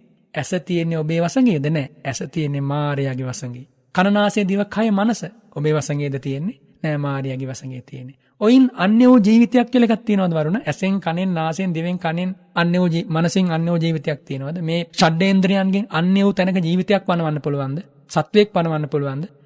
මනුස්ස ලෝක වේවා, දෙව්ලොව වේවා, බ්‍රහ්ම ලෝක වේවා, රූපාවචර වේවා, අරූපාවචර වේවා, මේ 31 භවතලයේ මේ කියපු චක්කු සෝත ගාන ජීවා කාය මන කියන මේ ෂඩ් ඉන්ද්‍රයන්ගෙන් අන්‍ය වූ සත්වයක් පනවන්න පුළුවන්ද? පනවන්න බෑ. මේ ෂඩ් ඉන්ද්‍රයන් අයිති ඔබට නෙවෙයි. බුදුරජාණන් වහන්සේ වදාරනවානේ, මහණෙනි ඇස ඔබට අයිති නෑ. ඔබ හිතන් ඉන්නේ ඔබට අයිති කියලා. ඇසට පෙනෙන රූපය ඔබට අයිති නෑ. ඔබ හිතන්නේ ඔබට අයිති කියලා. ඔබේ කියලා. ඔබ සතුටු වෙන්නේ එතනින් කියලා. මහණෙනි මේක මහාම මුලාවක්. චක්කුම් භික්කවේ ආදිත්තං. මහණෙනි ඇස ගිනිගත් එකක්. ඔබට හැබැයි ගින්නක් කියලා පේන්නේ නෑ. ඒ නොපෙනෙන දේ පෙන්වා දෙන්නයි තථාගත අරහත් සම්මා සම්බුදුරජාණන් වහන්සේ ලෝකෙට පහළ වෙන්නේ. වරුණ එහෙනම් අපි අන් අයගේ දේවල් අපේ කියලා අල්ලගත්තා නම් දුක එන්නේ නැද්ද? පීඩාව වෙන්නේ නැද්ද? හඬන්න වෙන්නේ නැද්ද? මෙන්න මේ දහමට විවර කරගන්න හදවත කවදාවත් අය හඬන්න වෙන්නේ. අපි හැමදාම උත්තර හෙව්වේ වරුණ. වටපිටාවතපත ගාලා. හැබැයි සැබෑ ප්‍රශ්නෙට අවතීර්ණ උනේ නැහැ. අවතීර්ණ වෙන මග පෙන්වන්න ඇතම් කාලවලුන් අපිට කෙනෙක් හිටියේ නැහැ මනුස්ස ලෝකයට ආවට පස්සේ. මුණ ගැහි කාලේ පිටුපෑවා. හිතුවක්කාර වුණා. අර සංසාරේ පුරවාගෙන අප කුණු කන්දල් තියෙනවනේ හිතවල. ආන්නේ කුණු කන්දල් ටිකේ තැන්වල මතු වුණා. මොනවද? අහංකාරකම, මාන්නය, ඒ වගේම කාමය, ව්‍යාපාදය, කුහකකම, ඊර්ෂියාව මේව මතු වුණා. මතු වෙච්ච ගමන් ආර්යයන් වහන්සේලා පේන්නේ සතුරු වගේ. එදා චුන්දසෝකරට බුදුරජාණන් වහන්සේ පෙනුනේ කවුරුන් වගේද? සතුරෙක් වගේ. දේවදත්තට වෙන කාටවත් ඕනේ නැහැ. පැවිදි වෙලා හිටපු බුදුරජාණන් වහන්සේ පෙනුනේ සතුරෙක් වගේ. වැඩි ඕනේ හිතලා බලන්න සුප්පබුද්ධ මහේශාක්‍ය රජතුමා, යශෝධරා උත්තමාවියගේ තාත්තා තථාගතයන් වහන්සේ සතුරෙක් වගේ පෙනුනේ. බලන්න මේ සංසාර ගමනේ කුණු පුරවගෙන ඇවිල්ලා අවසානයේ බුදුරජාණන් වහන්සේ තම රාජධානියට වැඩියා. වරුණ සුප්පබුද්ධ මහේශාක්‍ය රජතුමාට තිබුණේ අර එදා සුමේද තාපසතුමා මඩ ගොහරුවේ වැතිරිලා අනේ ස්වාමීනි මගේ ශරීරයේ මත ඔය සිරිපා පිහිටවන්න මේ මඩ ගොඩේ නම් පිහිටවන්න වටින්නේ නැහැ ඔය සිරිපා කියලා. එදා තථාගතයන් වහන්සේට ජීවිතේ පූජා කළා වගේ ඒ සුමේද තාපසතුමා අද ලෞතුරා බුද්ධ රාජ්‍යයට පත් වෙලා අනේ මගේ රාජ්‍යයටත් වඩිනවා කියලා ඒ සුප්පබුද්ධ ශාක්‍ය රජතුමාට තිබුණේ මුළු මහ පාරේ වැතිරලා මගේ ශරීරේ පාගගෙන වඩින්න කියලා. අනේ ඔය සිරිපතුල් වලින් මට අභිෂේකය ලබා දෙන්න. මේ මිනි ඔටුනු පළඳන හිසේ ඔය සිරිපා දබන්න කියලා කියන්න තිබුණේ. අවසානයේ උනේ මොකක්ද? පිණ්ඩපාතේ වැළැක්කුවා. අද කොහෙද ඉන්නේ? අවිච්ච මහා නිරයේ. වරුණ මේ කතාවත් ඇති හැදෙන මිනිසුන්ට නම්. ඉතින් ඒ නිසා බුදුරජාණන් වහන්සේගේ ආශ්චර්යමත් ජීවිතයේ කරුණාවේ මූර්තිය. ඉන් එහා කරුණාවක් නම් ලෝකේ හොයන්න බෑ. මම අහන්න කැමතියි. මේ ලෝකෙ මොන ශාස්ත්‍රවරයාද මේ වගේ කරුණාවක් දැක්ුවේ? මොන ශාස්ත්‍රවරයාද මේ වගේ කරුණාවක් සමස්ත සත්ව වර්ගයාට දැක්ුවේ? මේක බොහොම විවෘත ප්‍රශ්නයක්. තර්කයේ විතර්කයේ පිණිස නෙමෙයි වරුණ. ප්‍රඥාව පිණිස. ඔබ හදවතේ ප්‍රඥාපදීපේ දැල්වීම පිණිස. කාටවත් වෛර කරන්න නෙමෙයි, හැලුවට ප්‍රත් කරන්න නෙමෙයි. බුදුරජාණන් වහන්සේ මහා කාරුණිකයි. එනිසා බුදුරජාණන් වහන්සේගේ ආශ්චර්යමත් ධර්මයෙන් සැනසෙන්න. ස්වාමීන් වහන්සේ දැන් මෛත්‍රී භාවනාවේදී ස්වාමීන් වහන්සේ අපිටම තමාටම මෛත්‍රිය වඩවනවා. එහෙම කරුණා භාවනාවේදී එහෙම සිදු කිරීමේ අවකාශයක් නැද්ද, අවශ්‍යතාවයක් නැද්ද ස්වාමීන් වහන්සේ? කරුණාව අන් අය කෙරෙහිමද අපේ හිතේ ඇති වෙන්නේ? තමා කෙරෙහි කරුණාවක් ඇති වෙන්නේ නැද්ද? වරුණ ඇති වෙන්න ඕන. මම නිදුක් වෙම්වා. ඉන්නතර මම නිදුක් වෙමි. මම නිරෝගී වෙම්වා. අනතුරු මම නිරෝගී වෙමි. මම දුකින් මිදෙම්වා. මම දුකින් මිදෙමි. මම සුවපත් වෙම්වා. මම සුවපත් වෙමි. මෙන්න කාරුණික සිතවිල්ල තම හදවතේ පළමු කොට පිහිට ගන්න ආකාරය, පිහිටුවා ගන්න ආකාරය. ඒ විදිහට පිහිටුවා ගන්නට තමන් දකින්න ඕනේ තමන්පත් වෙලා ඉන්න දුක, තමන්පත් වෙලා ඉන්න විපත තමා ප්‍රඥාවෙන් දකින්න ඕනේ. වරුණ අපිට තියෙන දුක, අපිපත් වෙලා ඉන්න විපත, අපි මේ පත් වෙලා ඉන්න අනතුර, මේ මරු මුඛය බුදුරජාණන් වහන්සේ පෙන්වලා දුන්නේ නැත්නම් අපි දන්නවද? හෙට අපි හැමෝටම නිරය විවරයි. නිරය දොර විවරයි. සතර අපාදුර විවර වෙලා නම් තියෙන්නේ මොකක්ද අපි ලබන මේ తాවකාලික සැනසීමේ අරුත? මේ සිනහවේ, මේ උකුළු මුකුළු පෑමේ, මේ ගීතයේ, මේ නර්තනයේ, මේ උසුළු විසුළු වල මේ කාම ධර්ම හඹා යෑමේ අරුත කුමක්ද? ප්‍රඥාවන්තයෝ හිතන්නට ඕන. ප්‍රඥාවන්තයෝ මෙහෙම කල්පනා කරන්නට ඕනි. දවසක දෙකක තුනක අවුරුද්දක අවුරුදු 3-4ක 5ක අවුරුදු 60-70ක උපරිමයක මේ විඳින්නට බලාපොරොත්තු වෙන සැපය මොන අබ්බමල් රේණුවක් තරම් වටිනවද? මේ මහා පොළොව වගේ දුකක් මත පිහිටලා අබ්බමල් රේණුවක් වගේ සැපයක් හොයාගෙන යනවා. අහෝ මේ සත්වයන්ගේ අන්ධ මන්ද භාවය. බුදුරජාණන් වහන්සේ දා පිරිසිදු හදවතේ සිතුවිල්ලක් ඇති වුණානේ. රාග දෝෂ පරේතේහි නායන් ධම්මෝස සම්බුද්ධෝ. සර්වඥතා ඥානය ලෝකයේ දෙස බලන්න කලින් ඇති වුණා. මේ මිනිසුන්ට මේ ධර්මය අවබෝධ කරගන්න පුළුවන් වෙයිද? රාග දෝෂ පරේතේහි නායන් ධම්මෝස සම්බුද්ධෝ. මේ රාගයෙන් මුසපත් වෙලා, මූර්ජා වෙලා, ව්‍යාපාදයෙන් ඇවිදිලා, මෝහයෙන් වැසී ගිහිල්ලා අනේ මේ මිනිස්සු මේ ධර්ම අවබෝධ කරගනීවිද? විතර්කයක් ඇති වුණා සම්බුදු හදවතේ. දේශනා කරනවා නම් ඒ ධර්මය ඕනම කෙනෙකුට, ඕනම සක්වලක ඉන්න කෙනෙකුට, පින් ඇති කෙනෙකුට ඇහෙන්න දේශනා කිරීමේ වාක් කෞශල්‍යයක්, වචනේ ආනුභාවයක් මේ උතුමන් වහන්සේට මේ හිතෙන්නේ. ඒ කියන්නේ වරුණ රාග දේශ මොහ තරම් අපිට සතුරු තවත් නැහැ කියන එකයි එතනින් බුදුරජාණන් වහන්සේ වදාළේ. තේරුම් ගන්නට ඕන මේ අනාදිමත් සසරේ අපි කෙසේ හෝ ශ්‍රී සද්ධර්මයේ පුරුදු කරලා මේ මොහොත විතරයි අපිට තියෙන්නේ වරුණ. ඒකත් සිහි කරගන්න. හෙටක් නැහැ. හෙටක් ගැන බලාපොරොත්තු තියාගෙන මේ ධාමි හැසිරෙනවා නම් මම හිතන්නේ ඒ ධහමට අවතීර්ණ වෙච්ච කෙනෙක් කියලා. ජීවත් වුණොත් හෙටට හොඳින් මුහුණ දීම පිණිස හිතේ යම් අදහසක් ඇති කරගත්තට කමක් නැහැ. හැබැයි ජීවත් වුණොත් කියන පදනම මත. ජීවත් වුණොත් මම මෙහෙම කටයුතු කරනවා. ජීවත් වුණොත් හොඳයි වරුණ. ශ්‍රේෂ්ඨයි. ඇයි මේ ධහමේ හැසිරෙන්නට. අන්න එහෙම සතුටක්, එහෙම අපේක්ෂාවක් තිබුණාට කමක් නැහැ. හැබැයි වරුණ අපි දැන් මේ අද වෙනකොට පුදුම විදිහට කෙලස් වඩාගෙන ඇතින සංසාර ගමනේ. ඒතකොට තව දවසක් අද වෙනකන් අපි ආපු ගමන දෙස හැරිලා බැලුවාම මනුෂ්‍ය ලෝකයේ මේ කෙටි කාලයේ දැන් වරුණට මට මේ වහගෙන ඉන්න ගිහි පැවිදි අපි හැමෝටම හැම අදහසක් ගන්න පුළුවන්. ඊයේ ගත වුණේ කොහොමද? පෙරේද ගත වුණේ කොහොමද? ගිය සතියේ, ගිය මාසේ, ගිය අවුරුද්ද ගත වුණේ කොහොමද? පංචශීලයේ හොඳට රැකුණාද? ගුණධර්ම ටිකක් වැඩුණාද? සමාධියක් ඇති වුණාද? සමාධි නිමිත්තක්වත් ඇති වුණාද? සමාධි ආලෝකයක්වත් හදවතේ මතුවුණාද? පහසුවෙන් මෙත්සිත වඩන්න පුළුවන් වුණාද? මෙන්න විමසන්න. ප්‍රත්‍යවේක්ෂා කරන්න. හැරි හැරි බලනකොට පේනවා මෙන්න මේ මොහොත දක්වා මෙහෙමයි මගේ ගමන ඇවිල්ලා තියෙන්නේ. එතකොට හෙට දවසෙත් මෙහෙමම නම් ගත වෙන්නේ. වරුණ කුසලයට වඩා අකුසලයක් පහළ වෙන්නේ හෙට දවසේ. ඉතින් එහෙම ජීවිතයකට අමුතු බලාපොරොත්තු මොකටද වරුණ? ඉතින් ඒ නිසා අපිට වැදගත් වෙන්නේ හෙට දවසේ ජීවත් වෙන්න ඕනි. ජීවිතය පිළිබඳ අපේක්ෂා තියාගන්න එපා කියලා මම කියන්නේ. හැබැයි මේ භ්‍රමචර්යාව පුරුදු කරන්න. නුදුන් දානිය පූජා කරගන්න. නුදුටු මහ සඟරු වන දෑසින් දකින්න. නුදුටු ගමනක් පෙර සසර ගමනේ යන්න බැරි වෙච්ච නොගිය විරූ ගමන යන්න හෙට දවසේ ජීවත් වුණොත් හොඳයි. අන්න එහෙම හිතුවට කමක් නැහැ. අනවශ්‍ය අපේක්ෂාව ඕනේ නැහැ වරුණ. හැම අපේක්ෂාවක්ම සංසාර ගමනේ බොඳ වෙලා ගියා. මේ කාම ලෝකෙ පිහිටවපු, රූප අරූප ලෝකෙ පිහිටවපු. අද පිහිටවනේවත් හෙට දවසේ බොඳ වෙලා යනවා. අතීත සංසාරේ ඕනතරම් අය ලං කරගත්ත රජ කුමාරවරු, කුමාරිකාව, රාජ්‍ය සම්පත්, මහා මාලිගා, දෙව්මැදුරු කොහොමද එකක්වත් තියෙනවද? මේ මහ පොළවේ යොදුන් ගණන් උස රජමාලිගාවල සතර මහා දීපේ රජකම් කරපු අපට ආයේ මේ ප්‍රදේශ රාජ්‍යයක් ගැන මොන සිහිනයක්ද, මොන විහිළුවක්ද? ඉතින් ඒ නිසා මේවා හොඳට සිහි කර බලනකොට ඉතුරු වෙච්ච එකම සම්පත මේ මිහි මඩලේ අපිට මුණ ගැහිච්ච බුදුරජාණන් වහන්සේගේ ධර්මයේ විතරයි. එකම සැනසීම බුදු කරුණාව විතරයි. එතනින් පහන් හදවතක් ඇති කරගන්න මේ වහගෙන ඉන්න තරුණ තරුණියෝ තවත් ගිහි ගෙවල් වල ඉන්න ඕනේ කියලා හිතනවා නම් වරුණ, ඔබම හිතන්නේ මනෝභාවය කුමක්ද කියලා. ඒ වගේම මේ වහගෙන ඉන්න වැඩිහිටියෝ හෙට දවසෙත් ප්‍රමාදයට ආවඩනවා නම්, දරුවෝ ගැන කල්පනා කර දේපල ගැන කල්පනා කර තවත් හම්බ කරම ඉන්න හිතනවා නම්, තණ්හාවෙන් මුසපත් වෙන්න හිතනවා නම් මොන තරම් අසරණකමක්ද? ඉතින් වරුණ මේවා අපි මෙහෙම කතා කරන්නේ එදා බුදුරජාණන් වහන්සේ වැඩ හිටපු කාලේ නම් අපේ හදවත දිහා බලලා දේශනා කළ යුතු බණපදය සතරපත ගාථාවෙන් දේශනා කළ තථාගතයන් වහන්සේ වැඩියා. ඉන්න අනතුරු සිරිපා පිටුපසින් යන්නේ සෝතාපන්න ආර්ය ශ්‍රාවකෙක් වරුණ. එක්ක සකදාගාමි, අනාගාමි, එහෙම නැත්නම් මහා රහත් උත්තමේ. අද ඒ ආශිර්ය අපිට අහිමි වෙලානේ. දැන් අපිට ඉතුරු වෙලා තියෙන මේ ධහම හැකි හැම ආකාරයකින්ම පිරිසිදුව, පිවිතුරුව බුදු සිරිමෝ මඩලින් වදාළ ආකාරයෙන්ම කතා කරලා එයින් සැනසීම පමණයි. හොඳයි. ඉතින් ඒ ජීවිතයට බුදුරජාණන් වහන්සේගේ ධර්මය අපට ඉතුරු වෙලා තිබෙන එක අපේ වාසනාවක්. ඒ ධර්මය පෙනි අහක බලා ගන්න උදවිය කොතෙක් ඉන්නවද? ඒ අතර අපි කොතරම් වාසනාවන්තද පින්නතුනි. මේ වැඩසටහන ශ්‍රවණය කරන ඔබ අපි කොච්චර පින් කරලා තිබෙනවද මේ බුදුමිවින් දේශනා කරපු මේ දේශනාවන් නැවත ශ්‍රවණය කරන්න.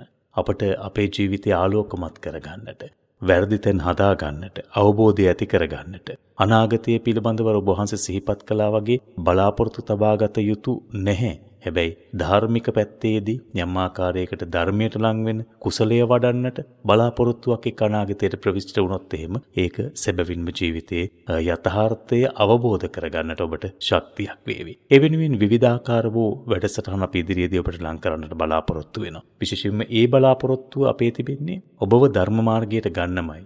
යම් මොහොතක් හෝ ඔබේ ජීවිතය තව රැඳෙනවා නම්, ඒ තුල අකුසලයක් පිරෙනවා නම්, එයින් ඔබ මුදවා ගැනීමේ සත්‍යචේතනාවමයි අප තුළ තිබෙන්නේ. ඒ නිසා අද වැඩසටහනින් අපිට සමුගන්න වේලාව උදා වෙලා මේ මොහොත තුලදී මම හිතන්නේ බොහෝ දිනෙකට Taman පිළිබඳව, Tamanගේ ජීවිතය පිළිබඳ හැඟීමක් ඇති වුණා. මට නම් ඊතරම ස්වාමීන් වහන්සේ තදින් හැඟීමක් ඇති වුණා. අපි කරපු දේවල් ප්‍රමාණවත්. අපි කරපු දේවල් කොච්චර හරිද, කොච්චර වැරදිද, කුසල්ද අකුසල්ද, මේවා නැවත හිතන්නටත් අපි හෙටට පියමන් කරනවා නම්, එතන හෙට පියමන් කරන හෙට දවස කෙසේ විය යුතුද කියන කාරණය පිළිබඳව නැවත හිතන්නට අපේ හිත පෙළඹුණා. ඒ ඔබ වහන්සේගේ අනුශාසනාව නිසා. ඒ උතුම් වූ ධර්මානුශාසනාව තුළින් හිත සුවපත් වූවා වගේම අනාගතයේ පිළිබඳව මේ ධර්මයට යොමු වීමේ වටිනාකම අපට පැහැදිලි වූවා වගේම ඒ සඳහා ශක්තියක් ලැබුණාය කියන කාරණය මම පමණක් නොවේ ඔබත් සාක්ෂි දරව ඔබේ හිතට ආමන්ත්‍රණය කළොත්. ඒ නිසා ඒ දහම්මග නිරත කරවන්නට, දහම්මගේ වටිනාකම තහවුරු කරන්නට සිත්නිත් අසපු වෙනවට අනුශාසනා සිදු කරපු පූජනීය වන්දනීය බෙලිහුල්ලොය සීල සමාහිතාරණ්‍ය සේනාසන වාසී බලංගොඩ රාධ ස්වාමීන් වහන්සේ නිදුක් වේවා, නිරෝගී වේවා. ඔබ වහන්සේට මේ ධර්ම මාර්ගය තුලදී බුදුරජාණන් වහන්සේගේ උතුම් ශ්‍රී සද්ධර්මයෙන්ම සැනහි නිවන් මාර්ගය සාක්ෂාත් වේවායි කියලා බොහොම පින්සිතින් ගෞරවයෙන් අපි ප්‍රාර්ථනා කරනවා ස්වාමීන් වහන්සේ. සාදු සාදු සාදු. මම අනුමෝදන් වෙනවා. වරුණ මම මේ වෙලාවේ සුවහසක් ශ්‍රාවකයන්ගෙන් ඉල්ලා සිටිනවා. අපට හැමදාම මෙහිම උතුම් දේශනා කරන්න බැරි වෙයි. මේ පුළුවන් කාලේ අපි මේ විදිහට අනුශාසනා කරනවා. මේ උතුම් සිත්නෙත් අසපුව ධර්ම දේශනාව, සාකච්ඡාව ශ්‍රවණය කරන්නට අඩුම තරමින් ඔබ ශ්‍රවණය කරන ඔබ මේ ධර්ම සාකච්ඡාව ශ්‍රවණය නොකරන 10 දෙනෙක්වත් මේ උතුම් වැඩසටහන ශ්‍රවණය කරන්නට යොමු කරන්න කරුණාවෙන්. එය මේ ජන සමාජයට කරන අපරිමිත සේවයක්. එනිසා ඒ ඉල්ලීම මම මහා සංඝරත්නයේ වශයෙන් ඔබෙන් සිද්ධ කරනවා. ඒ වගේම හැම දිනාටම නිදුක් නිරෝගී සුව දීර්ඝායුෂ ලැබේවා කියලා ප්‍රාර්ථනා කරනවා. අතිපූජනීය මහා සංඝරත්නයේ පාපියොම් වන්දනා කරනවා. පින්වත් වරුණ net FM කාර්ය මණ්ඩලය හැම දිනාම දෙවියන් සහිත ලෝකයේම මේ දහමින් සැනසෙත්වා හැම දිනාම කරුණා භාවනාව මොහොතක් සිද්ධ කරන්නට මේ වැඩසටහනින් පස්සේ ඒ උතුම් පින අපි හැම දිනාටම ධර්මාවබෝධයේ පිණසම වේවා කියලා මම ප්‍රාර්ථනා කරනවා, ආශිර්වාද කරනවා. සාදු සාදු සාදු. ඒ ගෞරවනීය ආශිර්වාද ප්‍රාර්ථනාව හිතේ දරාගෙන අද දවසට අපි තව මොහොතක් ඔය ලෙසින්ම රැඳී සිට කරුණා භාවනාවේ නියැලෙමු. එය ජීවිතයට මහා ශක්තියක් ඒක රාශී කරાવી ධර්ම මාර්ගයේ හැසිරෙන්නට.